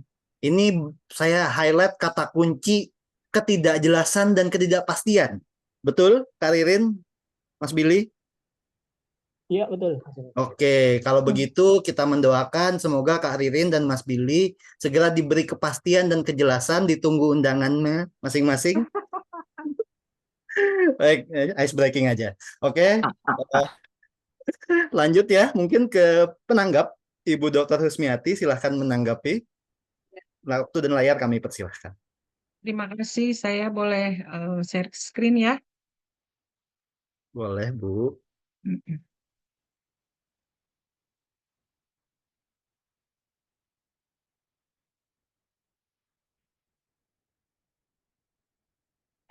Sudah kelihatan ya. Terima kasih. Bismillahirrahmanirrahim. Assalamualaikum warahmatullahi wabarakatuh. Selamat siang, Ibu dan Bapak sekalian, Kapus PRKSDK, teman-teman Sivitas PRKSDK, baik yang senior maupun junior yang hadir dalam ruang Zoom ini. Pertama-tama saya ingin menyampaikan selamat sekali lagi untuk Kak Ririn dan Mas Billy telah menyelesaikan jenjang studi S2. Semoga selalu sukses dan diharapkan segera untuk lanjut lagi di jenjang berikutnya. Jangan kasih harus gaspol, jangan kasih santai, terus aja. Nah, kedua saya juga ingin menyampaikan apresiasi karena telah menghadirkan satu refleksi yang sangat kaya mengenai dunia kerja di sektor akademik dan gig ekonomi ini, isu yang sangat update karena memang sangat menarik. Sekilas dua dunia kerja ini tampak jauh berbeda, tapi yang satu berada di ruang kampus yang dianggap penuh kehormatan intelektual, sementara yang lain berada di jalanan digital yang senantiasa penuh dengan lalu lintas pesanan ojek online. Tetapi ketika kita tarik dari perspektif yang lebih luas, kita menemukan benang merah yang sangat kuat yang sama-sama hidup dalam ketidakpastian kerja atau yang biasa disebut dengan tadi prekaritas. Dan inilah yang menjadi fokus tanggapan saya hari ini. Mudah-mudahan bisa memberikan sedikit ide atau pencerahan atau apalah tentang ketidakpastian kerja dan fleksploitasi potret prekariat akademik dan gig ekonomi. Kalau kita lihat dosen di kampus seperti tadi yang Karin sampaikan, memang tugasnya sebagai Tridharma perguruan tinggi juga, dia juga banyak tugas memang itu. Tapi penghasilan mereka sering bergantung pada unit kerja itu, jelas itu memang satu kenyataan yang tidak bisa kita pungkiri. Dan kebetulan memang saya saya sangat dekat dengan dosen gitu ya, jadi punya testimoni yang jelas itu mas sudah bisa Mohon maaf, Bumi, slide-nya nggak jalan. Oh, nggak jalan belum ya? Sementara belum. Ini masih prolog. Oke, baik. Sementara itu dua contoh ini ya, sementara driver online dijanjikan fleksibilitas. Nah, kenyataannya mereka benar seperti tadi Mas Billy bilang, mau dapat order atau tidak, jam kerjanya panjang, bonus insentif pun tidak. Jadi contoh ini memperlihatkan bahwa hal yang sama, kerja keras iya, tapi perlindungan minim atau tidak memadai. Di sini isu prekaritas muncul. Kemudian kita mencoba melihat, ini ada pindahin dulu dikit. Kita melihat benang merah dari paparan yang disampaikan oleh Karirin dan Mas Billy. Jika kita cermati dalam paparan itu menunjukkan sisi muram dari dunia akademik. Dosen hanya bukan hanya sebagai pendidik, memang betul dia banyak sekali perannya. Sedangkan untuk yang paparan kedua, kita melihat sisi gelap gig ekonomi, bagaimana mereka harus hadir dalam kondisi kerja yang tidak pasti, jam kerja yang panjang, persaingan sesama driver, terus mungkin tidak ada jaminan sosial. Ini sekilas memang berbeda, tapi pola yang muncul tuh sama, janji mulia dan fleksibilitas dijadikan bungkus, padahal yang nyatanya adalah kerja eksploitatif. Dosen diberikan narasi panggilan intelektual, sementara driver diberi narasi kerja fleksibel. Ini pada dasarnya berfungsi sebagai mekanisme legitimasi eksploitasi. Kemudian jadi kita akan melihat bagaimana keduanya akan kerja dengan penuh tuntutan, minim perlindungan. Nah, itu kita lihat seperti tadi yang disampaikan oleh Kak Ririn, guys standing itu menyatakan itu prekariat itu adalah kelas sosial yang baru. Mereka rentan, pekerja modern yang rentan, jaminan sosial. Sebenarnya untuk saat ini memang kebetulan memang kasus saya hanya memberi tanggapan kepada eh, yang jadikan objek atau subjek penelitian dari eh, pemapar berdua. Memang mereka akan menurut guys standing itu mereka merasakan bagaimana mereka tidak merasakan job insecurity hingga mempengaruhi kesejahteraan, baik kesejahteraan psikologis maupun fisik. Begitu juga menurut Charles Montaner, ya, hubungan antara kondisi kerja yang tidak stabil akan berdampak pada kesejahteraan sosial. Kemudian slide berikutnya, saya mencoba lihat adanya analisis perbandingan antara persamaan dua dunia kerja ini. Ini kalau dibandingkan ada beberapa kesamaan yang besar. Pertama, dosen maupun driver itu sama-sama hidup dalam ketidakpastian. Kemudian kedua, posisi mereka lemah dalam struktur. Dosen di bawah kendali aturan kampus dan birokrasi, sementara driver di bawah kendali platform digital. Yang ketiga, beban kerja melampaui tupoksi. Dosen harus urus administrasi dan hal-hal yang di luar akademik. Driver pun harus kerja ekstra, ikut aturan, misalnya aturan gamifikasi, di mana bentuk alat eksploitasi halus yang seolah driver itu harus bersaing, padahal mereka sedang dipacu bekerja yang lebih keras tanpa mereka sadari. Bahkan ada yang driver yang menggunakan akun ganda supaya penghasilan mereka tetap tetap ada gitu, tetap dapat. Mungkin nanti bisa direspon oleh Mas Billy. Nah, jadi dengan kata lain, keduanya itu bekerja keras. Jadi baik dosen maupun pekerja driver online ini harus kerja keras melebihi kapasitas. Namun hasil yang mereka dapatkan tidak sepadan dengan beban yang mereka dapat. Kemudian kita coba lihat yang perbedaannya. Secara akademisi, kalaupun perbedaannya jalurnya memang mereka berbeda. Untuk dosen, ketidakpastian itu muncul dari sistem kampus yang timpang. Ada fakultas yang banyak sumber daya, ada yang kering, itu menyebabkan dosen itu kesejahteraannya tidak merata. Itu seperti yang dapatan peneliti yang didapat oleh Karirin. Itu juga ada beberapa faktor, mungkin juga tata kelola dari universitas perguruan tinggi tersebut.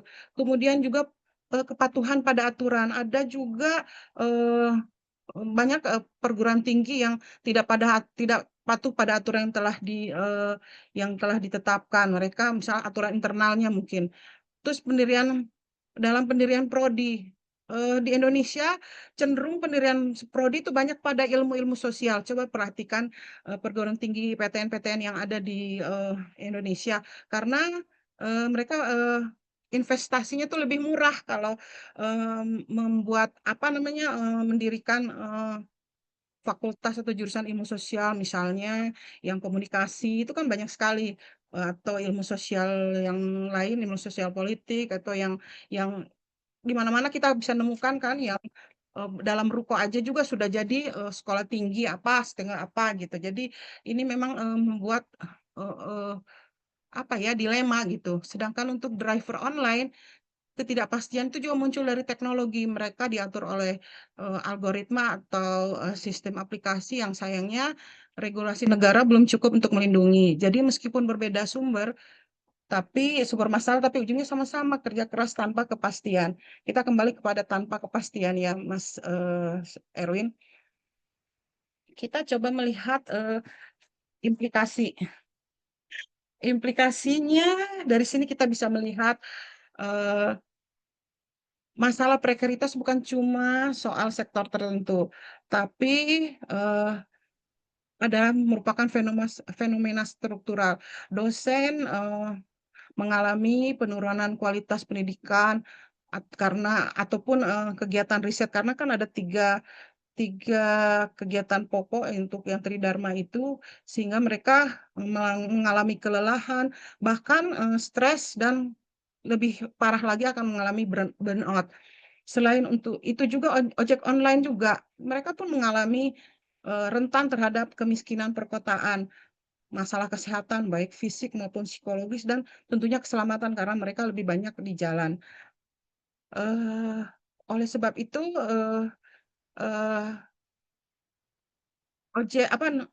pola ketidakpastian ini saat ini dianggap makin normal aja, jadi dianggap biasa aja gitu ya, normalisasi kerja, kondisi yang ada di sini kita menganggap itu biasa aja gitu. Padahal bahaya kalau kondisi ini dianggap wajar, karena akan muncul ketidakadilan, berisiko eksklusi sosial bila tanpa untuk itu perlu ada intervensi gitu loh.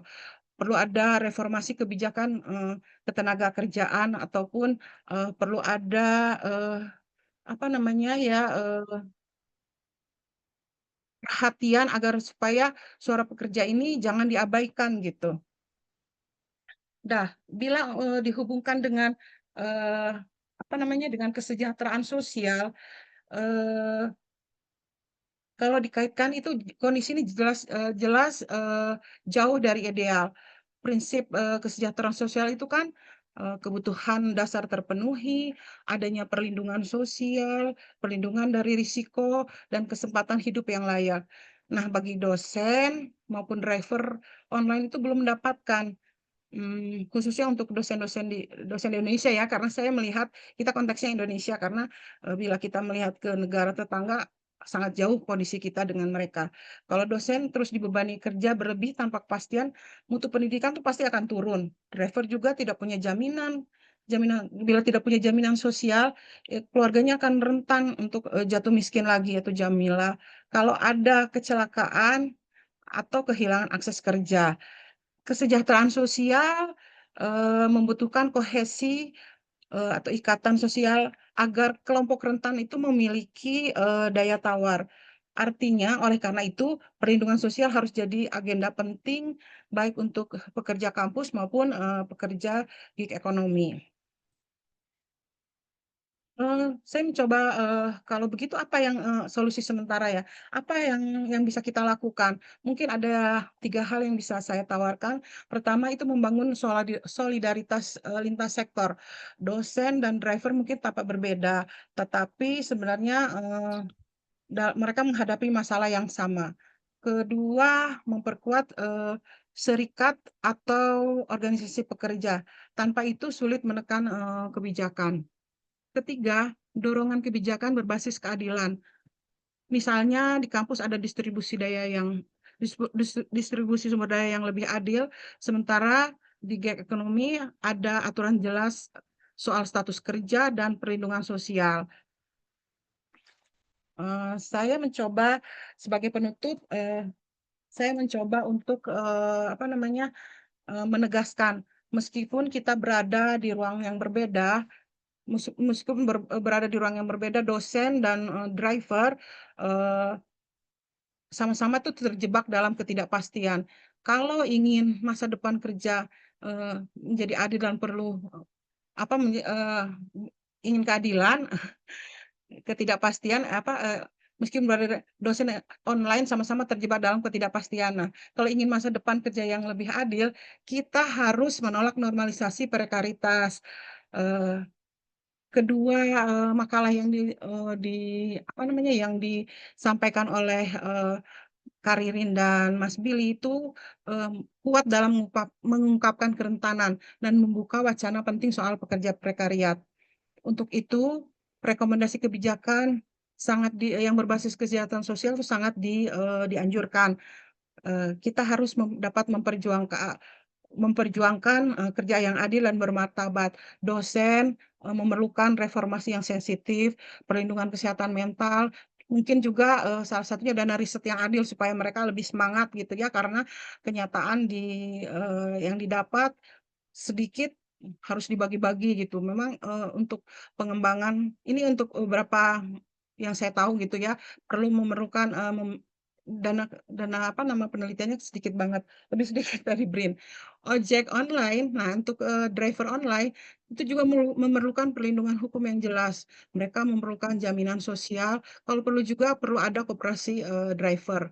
Untuk itu kita bukan hanya bicara tentang bagaimana memperjuangkan kerja yang adil dan bermartabat serta berkelanjutan. Di sini kita melihat bahwa kesejahteraan sosial yang sejati adalah kerja yang adil dan bermartabat. Untuk itu, perspektif kesejahteraan sosial itu menekankan kerja yang layak sebagai hak daripada hak sosial. Demikian mungkin lebih dan kurangnya saya mohon maaf kalau ada yang salah kata. Wassalamualaikum warahmatullahi wabarakatuh. Baik, terima kasih Bu Umi, sangat mendalam, sangat reflektif.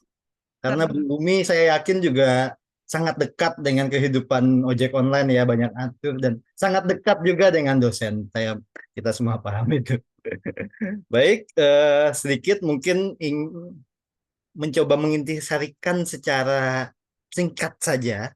Jadi kalau kita lihat kembali, ada benang merah di sini bahwa apa yang disampaikan Kak Ririn, Mas Billy, Ibu Umi tadi, aspek kesejahteraan sosial memang harus kuat. Bagaimana kesejahteraan sosial ini bukan soal uang saja, bukan soal ekonomi saja. Tapi kalau kita melihat Undang-Undang Kesejahteraan Sosial kan terpenuhinya kebutuhan material, spiritual, sosial, mental juga. Jadi bagaimana semua itu berkelindan. Jadi tidak sekedar soal uang, tidak sekedar soal ekonomi. Ada perkara mental, ada perkara sosial, ada perkara spiritual.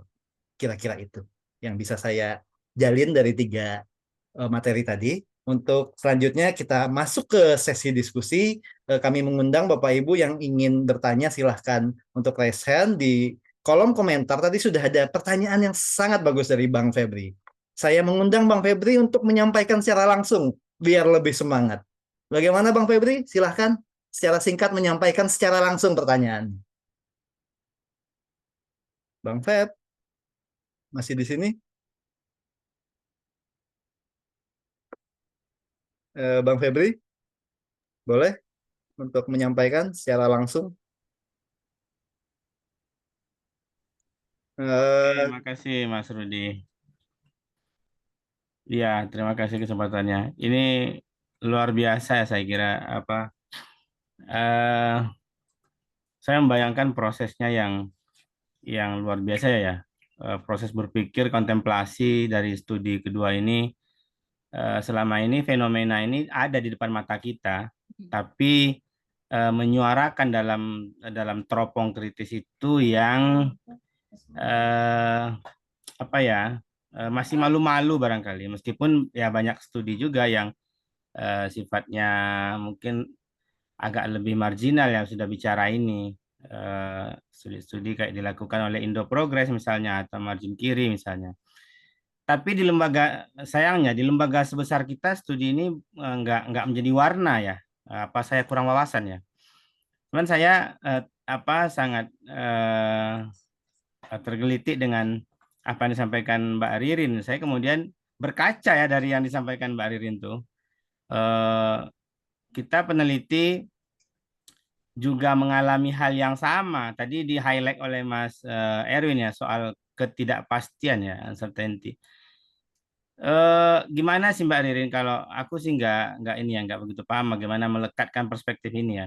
Tapi kita kan paham ya, semua paham bahwa Satu sisi kita harus ngejar KKM, sisi yang lain KKM itu bukan kita yang menentukan sepenuhnya. Kita siapkan naskah 2 tahun nggak diterbitkan oleh jurnal. Kita mau tarik serba nggak bisa karena masuk ke jurnal baru itu harus dinyatakan bahwa ini tidak sedang dalam proses review, tidak pernah diajukan sebelumnya. Jadi kita dijebak oleh tata kelola jurnal yang agak lambat gitu. Tidak semua jurnal punya first decision yang cepat ya. Nah, sisi yang lain APC kita bayar. Pengelola kepegawaian di BRIN seolah membayangkan bahwa ya APC banyak yang gratis. Kenyataannya yang gratis itu justru memiliki jebakan yang saya katakan tadi. 2 tahun baru diterbitkan, bahkan lebih gitu kan. Nah, BRIN sendiri sepertinya tidak ada niatan untuk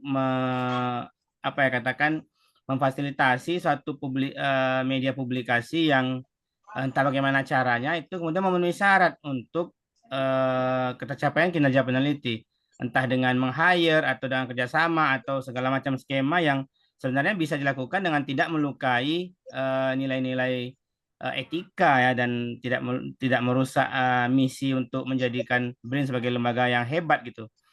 Nah, sisi lain tercapaian KKM itu menentukan take home pay. Kalau misalnya saya tidak mencapai KKM tahun ini, tahun depan take home pay saya berkurang berapa persen gitu, dan itu kita terima sebagai sebuah, bahkan saya kira sudah dogma ya di BRIN ya, karena nggak ada yang menyuarakan gitu ya. Kita sudah tunduk pada wacana apa yang dibangun oleh para pimpinan, pengelola SDM. Nah, bagaimana menurut Mbak Ririn dan teman-teman semua perspektif rekreat ini kita gunakan dalam memahami kondisi ini? Terus apakah memang ini sebuah kewajaran ya dalam tata kelola SDM intelektual? Saya ingin bertanya itu karena ya wawasan saya sangat sangat kurang soal bagaimana negara luar misalnya mengelola SDM intelektual mereka. Terima kasih Mas Erwin. Ya, terima kasih Bang Feb, sangat mendalam. Tapi sebelumnya kita dengarkan dari Bu Lina dulu ya, kita tampung dulu. 2 pertanyaan, Bu Lina, mungkin boleh untuk menyampaikan secara langsung? Silahkan, Bu Lina. Iya, terima kasih. Prekariasi itu istilah yang baru banget buat saya dan menarik sekali, dan saya setuju sekali dengan Mas Erwin bahwa ini adalah istilah atau yang mesti kita pahami makna dalamnya dan sangat-sangat relevan kepada kesejahteraan sosial, rural development, dan seterusnya. Suatu hari saya pernah ketemu dengan satu orang scholars yang mengatakan bahwa mendorong, membangun, mengembangkan UMKM itu no use, tidak akan membantu kemajuan ekonomi negara kita. Jadi kita tuh harus fokus kepada industri dan industri. Kemudian kita juga mungkin beberapa teman merasakan dan mengalami sendiri bagaimana lembaga kita BRIN ini juga keberpihakannya lebih kepada sumbangsi teknologi, research and development, segala macam untuk industrial development. Dan ketika kita akan mengupayakan dukungan terhadap pengembangan UMKM, UMKM-nya itu harus terbangun dan sudah menjadi sebuah lembaga yang kokoh dalam payung perseroan terbatas, di mana kita bisa menemukan UMKM dengan PT ya. Hal seperti itu sebetulnya saya pribadi alami selama beberapa tahun berada di BRIN dan LIPI ya.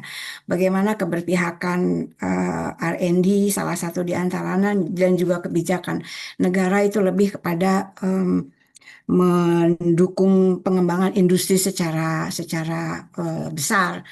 Nah, di sini ketika mendengar istilah prekariasi, saya juga baru tiba-tiba menjadi terhenyak ya. Oh, boleh jadi mereka dan beberapa scholars itu berpikir bahwa UMKM itu begitu tidak pasti.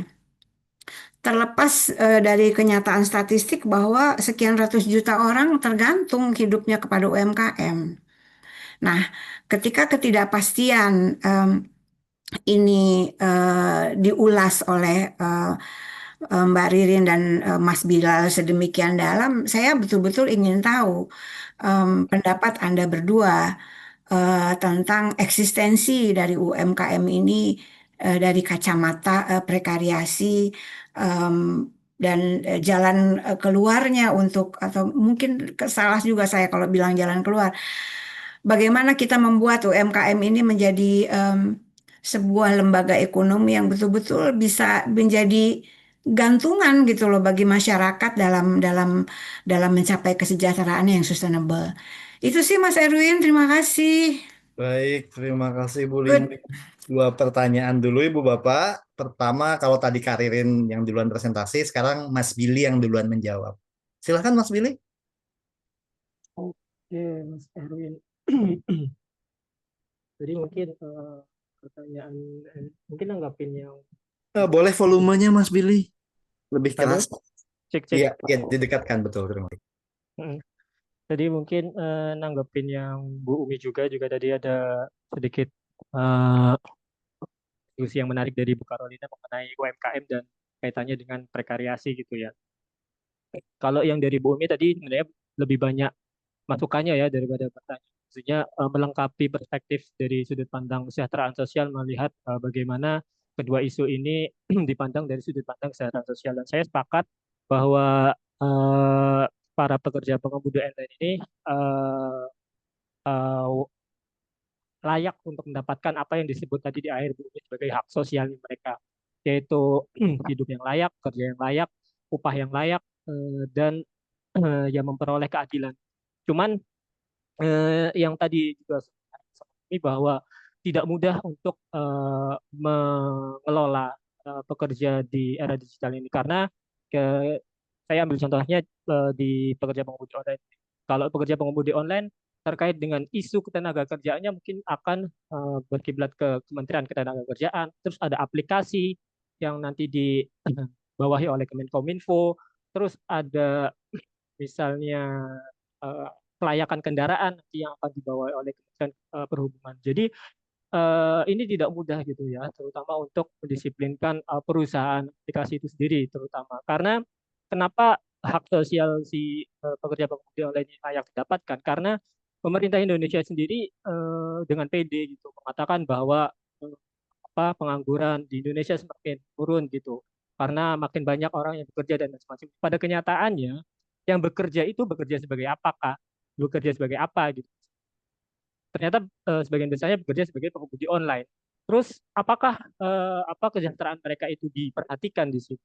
Apakah hak-hak mereka yang adil itu dipenuhi di sini oleh pemerintah? Tentu tidak. Jadi hanya klaim-klaim saja yang datang dari pemerintah untuk memberikan satu klaim bahwa ya pengangguran Indonesia ini udah menurun gara-gara banyak yang bekerja dan macam-macam. Tapi tidak didalami sebenarnya apa pekerjaan seperti apa yang dijalani oleh tenaga yang dalam usia produktif ini. Dan mungkin saya sepakat bahwa ya algoritma ini balik lagi ya, algoritma ini bukan satu yang inosen, bukan sesuatu yang netral dan macam-macam. Algoritma ini selalu diatur. Jadi artinya algoritma ini selalu ada pengaturannya kok. Yang selama ini tidak pernah dibuka oleh perusahaan adalah bahwa algoritma seperti apa yang dimainkan oleh perusahaan untuk memaksa pekerja itu bekerja lebih keras di upah murah, terus potongan yang tidak transparan, itu yang selalu dituntut. Sebenarnya tuntutannya sederhana aja, potongannya dari perusahaan itu diperkecil, lalu sistem plottingan orderan mereka itu dibuka kepada si pekerja pengemudi online. Dan ya yang saya temukan di lapangan bahwa platform ini cerdik, Bapak Ibu. Jadi platform ini cerdik dalam memainkan apa yang dalam tanda kutip ya, kecemasan yang dialami oleh pekerja pengemudi online ini adalah ketika mereka tidak mendapatkan order. Jadi mereka memainkan kondisi psikis para pekerja pengemudi online melalui apa yang disebut sebagai program hemat. Program hemat di sini memaksa pekerja pengemudi online ini mengambil apa yang disebut kepastian order. Jadi ya tadi yang saya tunjukkan bahwa ketika para pekerja pengemudi online ini gabung di program hemat, mereka akan mendapatkan kepastian order. tapi dengan konsekuensi bahwa upahnya akan lebih murah gitu. Jadi setiap pengambilan order itu hanya mendapatkan Rp5.000 dan mereka ditarget Bapak Ibu. Kenapa saya sebut fleksibilitas palsu? Karena ada shift kerja. Misalnya dari mulai jam pagi itu jam 9 sampai jam 3.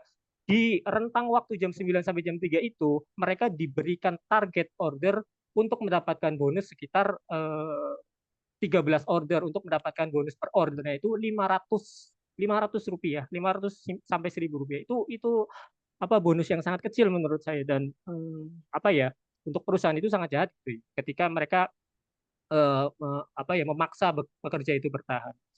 Terus tadi mungkin ada pertanyaan menarik dari Bu Carolina ya, tapi saya mungkin nanti Mbak Ririn yang bakalan banyak jawab, karena yang bakalan yang mendalami terkait dengan konsep prekariasi ini Mbak Ririn. Cuman saya menanggapi sedikit terkait dengan sebenarnya UMKM ini gimana sih kaitannya dengan prekariasi. Misalnya kalau yang kita lihat sekarang ini ya, mungkin kalau misalnya saya sendiri bukan pegiat Twitter ya, saya cuma suka scroll Twitter gitu ya. Banyak isu terkait dengan UMKM yang muncul di sana.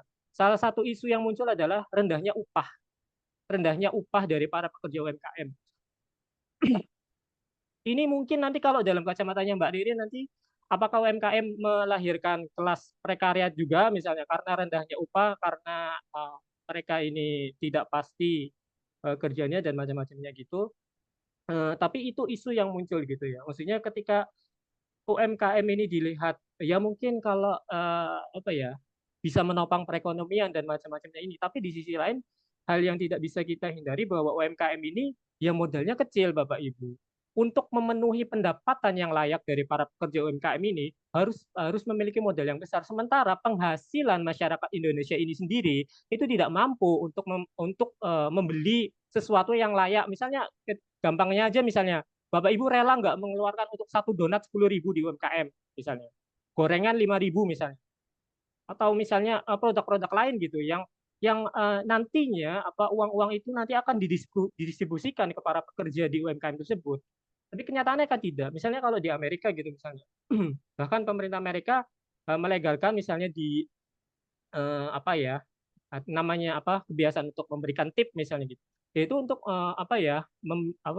supaya UMKM mereka itu berjalan gitu. Itu tidak melanggar gitu. Jadi ya seolah-olah menjadi wajib karena pemerintah tidak mampu untuk melindungi si UMKM ini dan misalnya meningkatkan penghasilan yang layak dari pekerja UMKM itu sendiri. Jadi kompleks gitu permasalahannya. Jadi bukan makanya saya tadi melihat di sini banyak perspektif dari Bu Umi juga tadi, dari Mbak Ridin terkait prekariasi, dan juga banyak highlight dari Bang Febri dan Mas Erwin juga.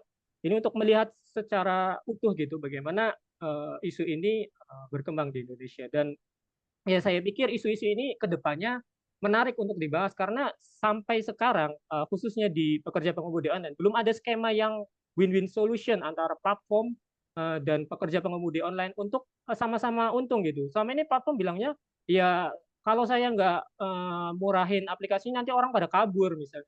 Tapi nanti kalau saya naikin kalian nggak dapat order. Nah, gimana skema kesejahteraannya gitu? Ya kalau misalnya Menteri Keuangan bilang naikinlah penghasilan para pekerja ini supaya mereka belanjanya nggak irit-irit gitu. Terutama saya yang masih beli pertama nih, banyakan iritnya. Tapi ya itulah yang menjadi kenyataan kita sekarang. Mungkin itu Mas Erwin. Thank you. Oke Mas Billy, kalau dari Bang Feb tadi ada tanggapan nggak dari Mas Billy pertanyaan Bang Feb? Kalau dari Bang Feb mungkin tadi fokusnya ke Mbak Ririn pertanyaannya Mas Erwin. Jadi mungkin lebih tepat untuk dijawab tadi ke Mbak Ririn. Yang Oke, boleh, sama-sama boleh. prekariat intelektual. Oke, boleh. Ini Mas Billy ini seperti mesin diesel ya, harus dipanasin dulu. Kalau tadi di awal masih ini, sekarang udah panas.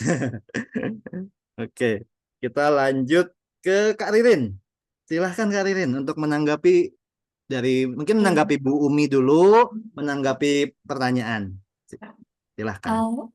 Kalau Bu Umi tadi, terima kasih Bu Umi karena banyak sekali ternyata dari perspektif kesejahteraan sosial, karena kan saya melihatnya dari perspektif antropologi ya, ternyata dari perspektif kesejahteraan sosial juga banyak membahas tentang bagaimana sih prekariasi itu tidak ada pertanyaan sih kayaknya dari Bumi tadi ya untuk saya. Lebih banyak menambah malah justru. Terima kasih Bumi. Nah, untuk pertanyaannya Bang Febri, coba kita lihat ya dari sini. Untuk menjawab jawab pertanyaan Bang Febri dulu tentang bagaimana Febri, sih Febri. kenapa Bang Febri tentang gaji yang dipakai untuk mencapai kinerja. Karena kalau tidak mencapai kinerja nanti tukinya dipotong. Itu bisa kita lihat dari prekariat ini. Kita bisa sebenarnya merefleksikan apakah kita prekariat atau tidak dari 7 yang dijelaskan oleh guys standing. Sebenarnya ada lagi prekariat dari sudut pandang lain, misalnya Johannessen dan lain-lain, tapi ini saya lihat dari perspektif guys standing saja. Dengan penjelasan Bang Febri, itu menunjukkan bahwa peneliti pertama atau muda di BRIN itu masuk dalam kategori yang salah duanya itu adalah skill reproduction dan representation security-nya masih kurang. Kenapa saya mengatakan seperti itu? Akses pelatihan dan peningkatan kompetensi itu dibatasi karena tidak ada pendanaan untuk meningkatkan kompetensi ataupun mencapai kinerja itu. Yang dituntut adalah pencapaian. Jadi kalau misalnya ditanya apakah kita prekariat atau enggak, ya mungkin bisa jadi kalau misalnya kita berefleksi dari 7 kebentuk kerentanan keamanan dasar ini. Yang kemudian representation security yaitu kebebasan berserikat atau menyuarakan aspirasi. Seperti kata Bang Feb tadi, kita sepertinya hanya di sini-sini saja, tidak ada yang membahasnya langsung ke lingkup yang lebih lembaga gitu. Ya, kita pertanyakan lagi apakah kita memang sudah berserikat atau dalam berserikatnya ini menyuarakan aspirasi atau tidak. Itu dipertanyakan lagi. Jadi, kita mempertanyakan diri sendiri saja sebenarnya. Apakah kita ini berpihak kemana? Seperti kata Bang Rudi tadi, prekariat ini adalah tentang keberpihakan kepada siapa. Dan kita berpihaknya pada siapa sebenarnya. Nah, di sini kan sama seperti peneliti, tenaga akademik juga seperti itu sebenarnya. Mereka itu ditentukan kriteria 12 sampai 16 SKS per semesternya. Tapi ini harus diperhatikan lagi, sebenarnya tenaga akademik ini ketika melebihi dari beban kerjanya, misalnya nih lebih dari 16 SKS, misalnya dia mengerjakan 17 atau 18 SKS, dia tidak akan memasukkan ke akun sisternya itu 17 atau 18 SKS, yang dimasukkan ya rata-rata dari 12 sampai 16 SKS, karena ada suatu ketika mereka memasukkan lebih dari target kinerja, mereka justru dipanggil oleh dikti. Dan kalau misalnya kurang dari target kinerja, mereka juga dipanggil dikti. Jadi cari aman, mereka walaupun mengerjakan beban lebih, mereka tidak memasukkannya untuk sebagai laporan. Karena ya kembali lagi syarat administrasi, itu mungkin yang terjadi di kita juga.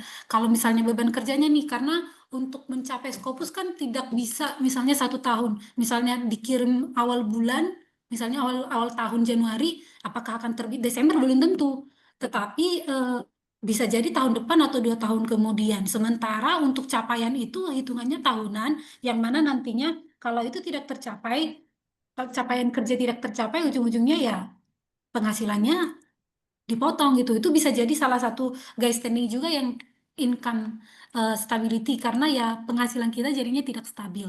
Jadi ya ternyata dari beberapa yang guys standing, PNS juga belum tentu, terutama PNS di yang akademisi ya, sivitas mau itu peneliti atau dosen, belum tentu karena dia PNS penghasilannya stabil. Karena ya seperti tadi, untuk memenuhi kebutuhan lain atau misalnya memenuhi untuk mencapai target kinerja, karena dosen juga kan ada target kinerjanya itu, misalnya penelitian pengabdian, yang mana penelitian itu capaian kinerjanya adalah publikasi. Ada bahkan sekarang beberapa publikasi kan harus bayar untuk bisa terbit. Ya dari mana itu untuk bisa terbit, ya dialokasikan dari gaji. Jadi ya income income stability-nya ya tidak ada sama sekali dalam hal ini. Jadi kalau dibilang prekariat itu hanya menyasar apa tuh namanya, menyasar industri, tidak. Ternyata PNS pun tidak serta-merta akan menjadi pribadi yang secure atau aman.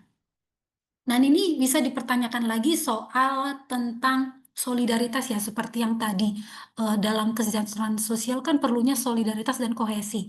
Kita perlu pertanyakan kembali seperti pengalaman-pengalaman oleh akademisi. Jika tenaga akademik membuat adanya gerakan yaitu Serikat Pekerja Kampus, apakah peneliti sudah membuat gerakan itu ataukah hanya berfokus pada ya udah PPI itu atau Korpri gitu. Kita pertanyakan lagi apakah sudah ada gerakan seperti itu, karena kebanyakan orang-orang ataupun menurut penelitiannya Guy Standing, menurut hasil studinya Guy Standing mengatakan bahwa orang-orang yang kalau misalnya dia sudah stabil, sudah aman, sudah nyaman, mau dari segi jabatan, dari segi penghasilan, dia tidak akan peduli terhadap permasalahan sosial.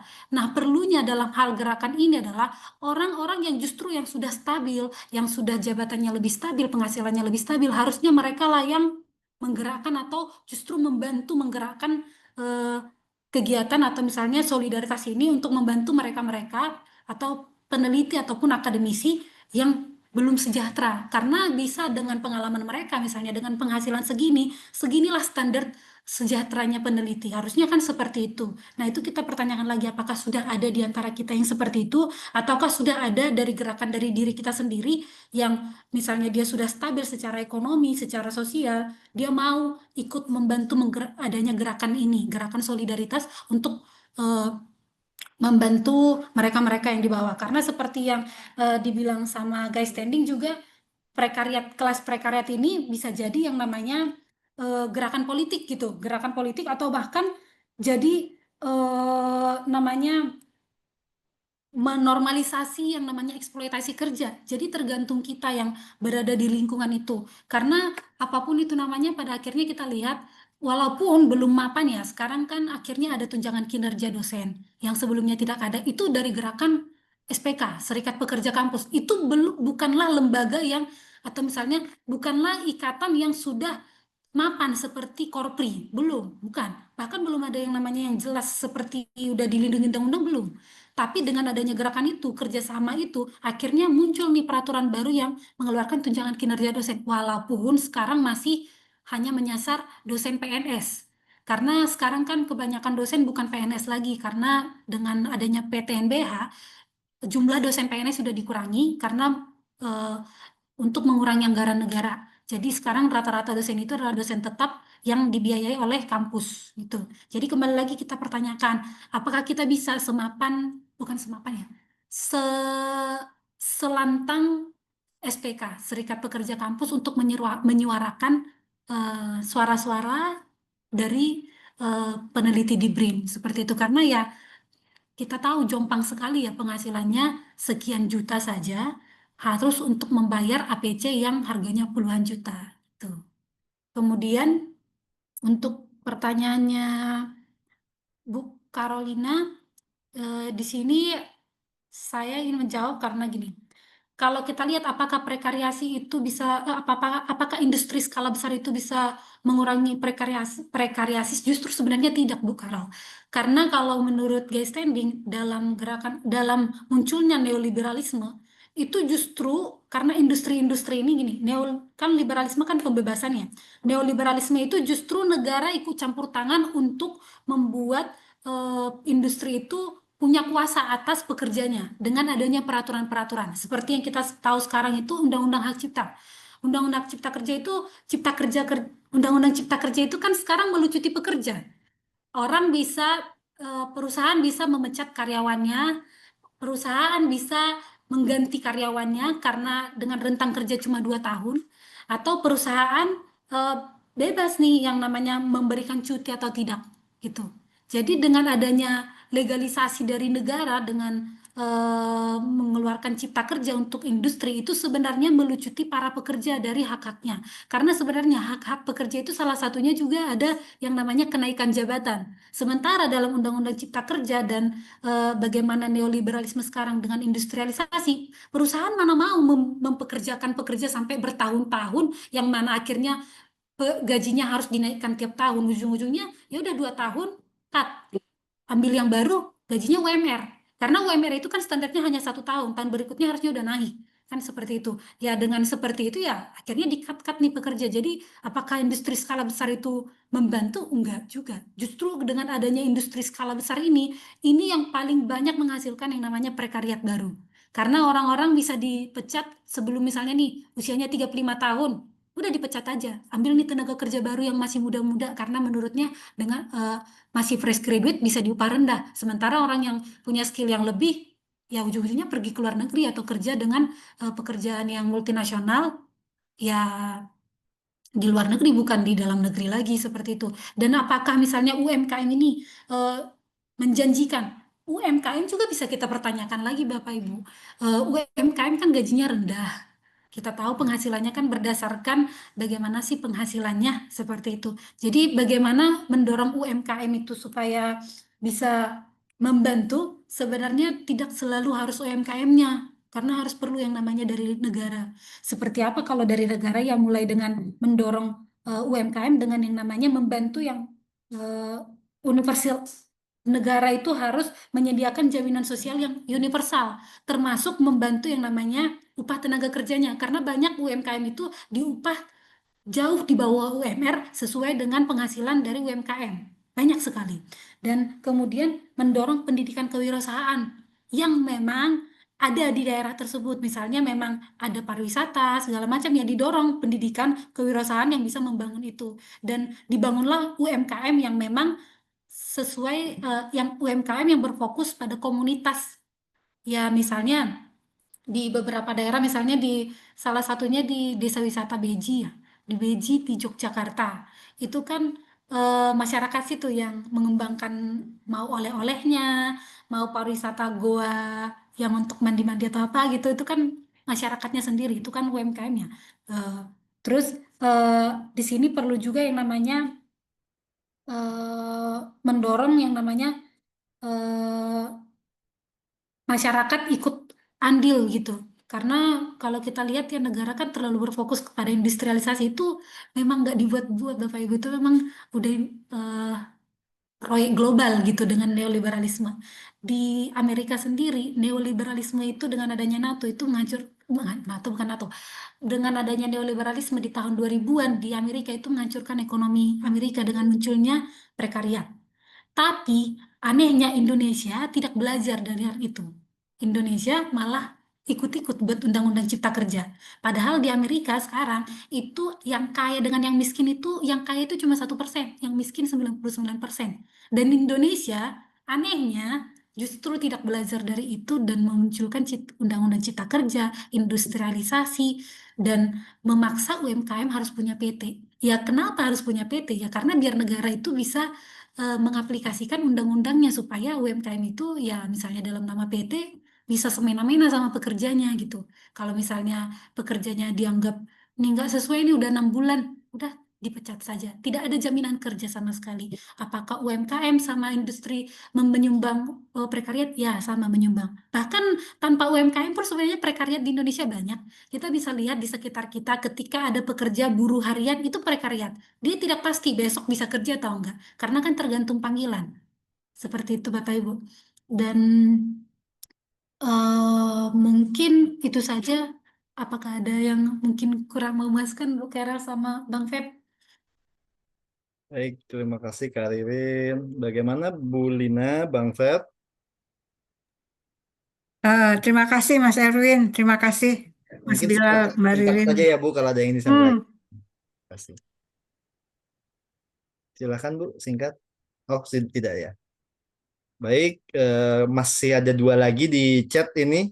Ada Kak Nunu dan Mas Jo. Silahkan Kak Nunu untuk bisa menyampaikan secara langsung. Kami mengundang Kak Itu Nunu. bukan pertanyaan ya, Mas. Gak apa-apa, nggak apa-apa disampaikan. Biar kita semua bisa mendengarkan. Eh, jadi dulu memang sempat ini ya diskusi sama Ririn waktu proses ya, kami saling mengeluh lah dengan tesis masing-masing ini ya. Jadi eh, saya melihat sebenarnya Ririn itu menangkap bahwa kan itu tadi kan dijelaskan ada yang rektorat, lalu ada lagi unit di bawahnya apa dekan, dan lalu ke departemen, lalu nanti ke para dosen-dosennya itu. Sebenarnya Ririn ini ketika writing down itu saya menangkap ada posisi dia menggarisbawahi bahwa posisi middle yaitu dekan dan jajarannya itu sebenarnya punya kuasa yang dia itu lebih banyak akses untuk bermain di situ gitu.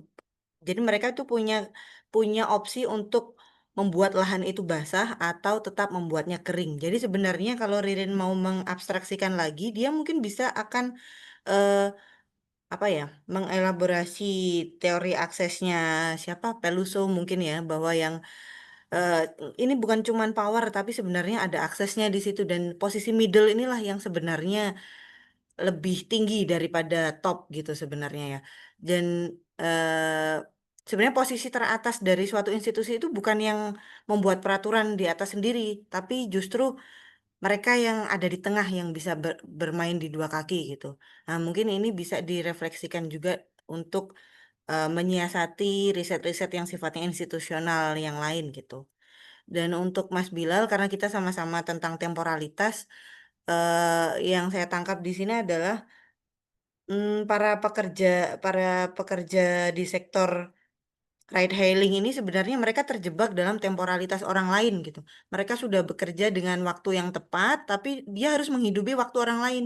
Dia jadi terburu-buru misalkan karena ada seorang anggota DPR yang harus menghadiri rapat dan dia harus mengantarkan dia tepat selama 10 menit misalkan. Padahal itu jalannya macet, nah, dan sebagainya. Jadi sebenarnya temporalitas yang dijalani oleh driver ini bukan temporalitas dia, bukan waktu dia sendiri, tapi terjebak dalam waktu-waktu orang lain gitu. Itu aja sih, Mas. Bukan pertanyaan sih. Makasih. Baik, terima kasih Kak Nunu. Ini menggugah ya, karena kita kadang kan terjebak pada satu, misalnya structure saja atau kajian agency saja. Ternyata ini kan kelindan antara structure and agency. Di mana kalau dulu ada konsep middleman, di sini middle institution begitu. Terima kasih Kak Nunu sudah melengkapi. Selanjutnya mungkin Mas Johan silahkan. Kami mengundang Mas Johan. Ya, Mas Erwin atau Di Erwin ya. Di Erwin, Di Bilal, Di Ririn. Ya, saya singkat saja karena sudah adzan zuhur, Mas. Ya, tadi belum banyak dibahas sebagaimana sering disinggung saat ini bahwa sebetulnya bermasalah itu ada status pengemudi online itu sebagai mitra gitu ya. Meskipun kalau mitra itu kemudian digeser menjadi worker gitu, seperti halnya kasusnya Uber ya, Uber di Inggris itu ya.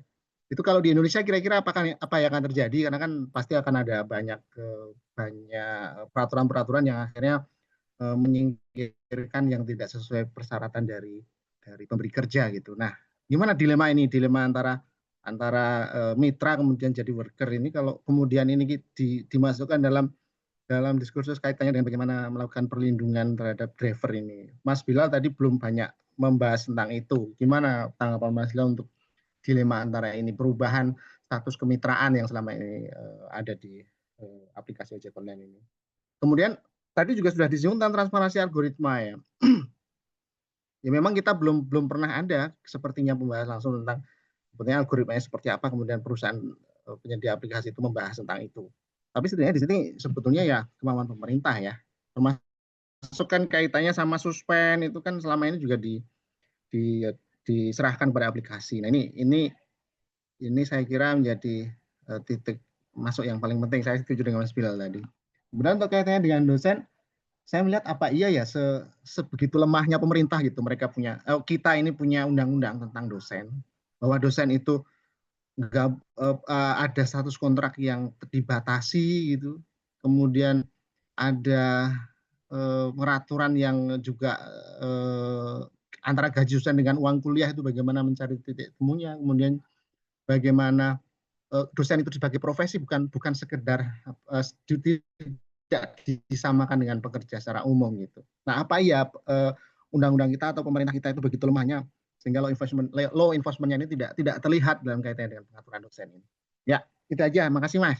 Baik, terima kasih Mas Jo. Berhubung waktu sudah sangat singkat, kita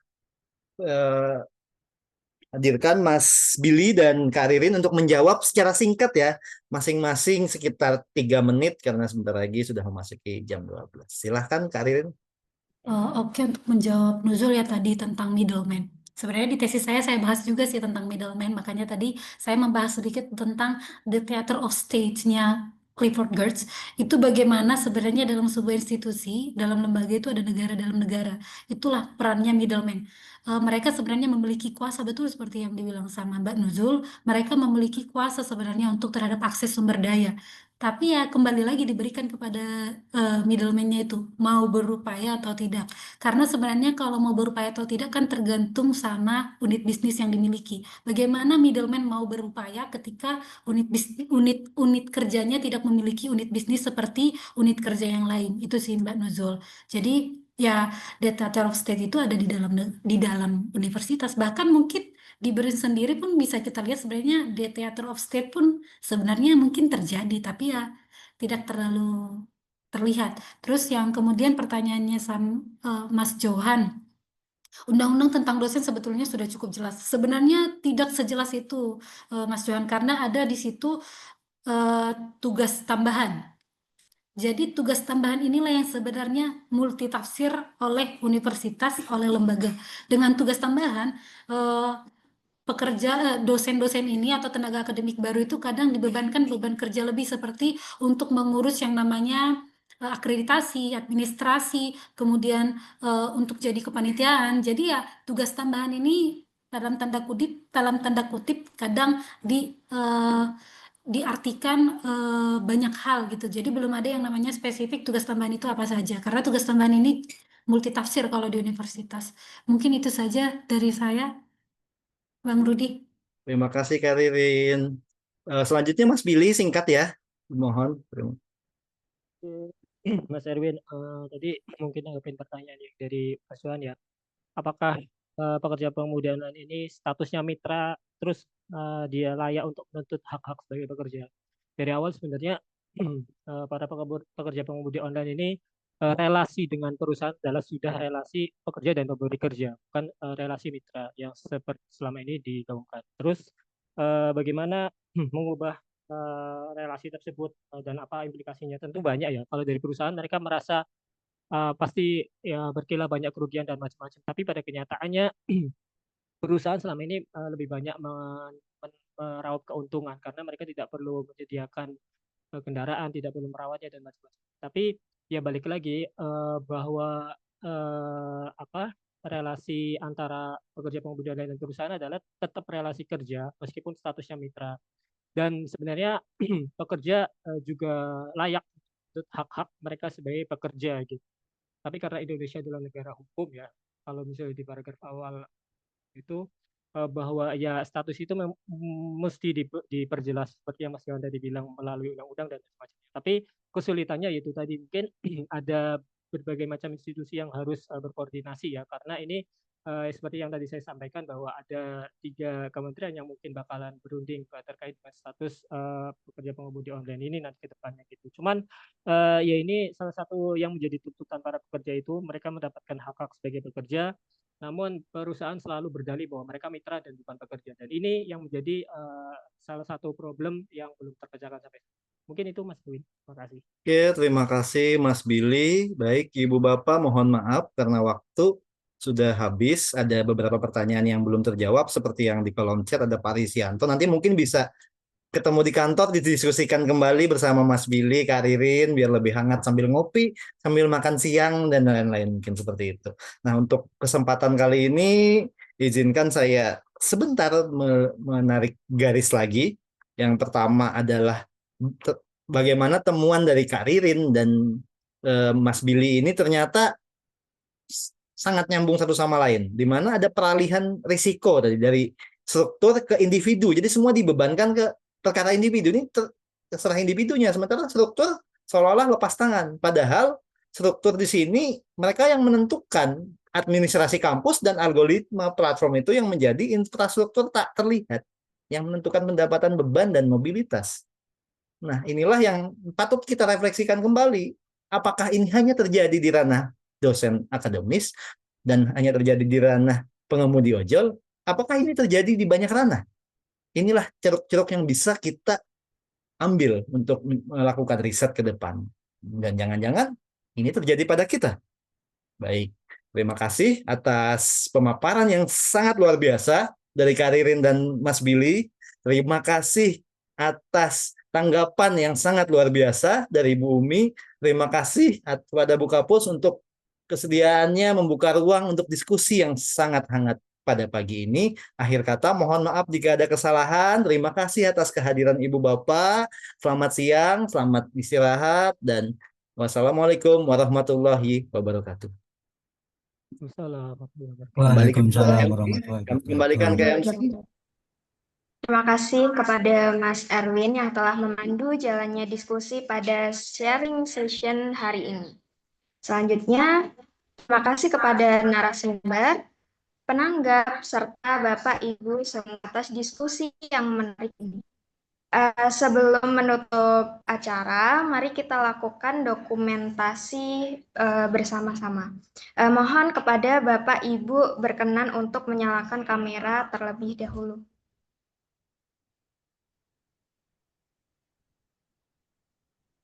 Baik, Bapak Ibu, saya ingin mengambil dokumentasi untuk acara hari ini. Untuk slide pertama terlebih dahulu, 1, 2, 3. Untuk slide berikutnya, 1, 2, 3. Untuk slide ketiga, 1, 2, 3. Dan slide terakhir, 1, 2, 3. Baik, Bapak Ibu, terima kasih.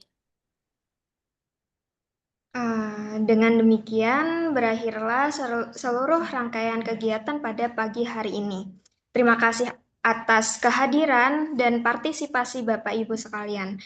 Saya, selaku pembawa acara, mohon maaf apabila ada hal yang kurang berkenan. Sekian, terima kasih. Wassalamualaikum warahmatullahi wabarakatuh. Terima kasih Mbak Syahri. Terima kasih Kak Terima Tika. kasih Luar Mas biasa. Erwin. Terima kasih Ibu Terima kasih Bapak. Bapak Ibu, Luar biasa hari ini. Mas Erwin.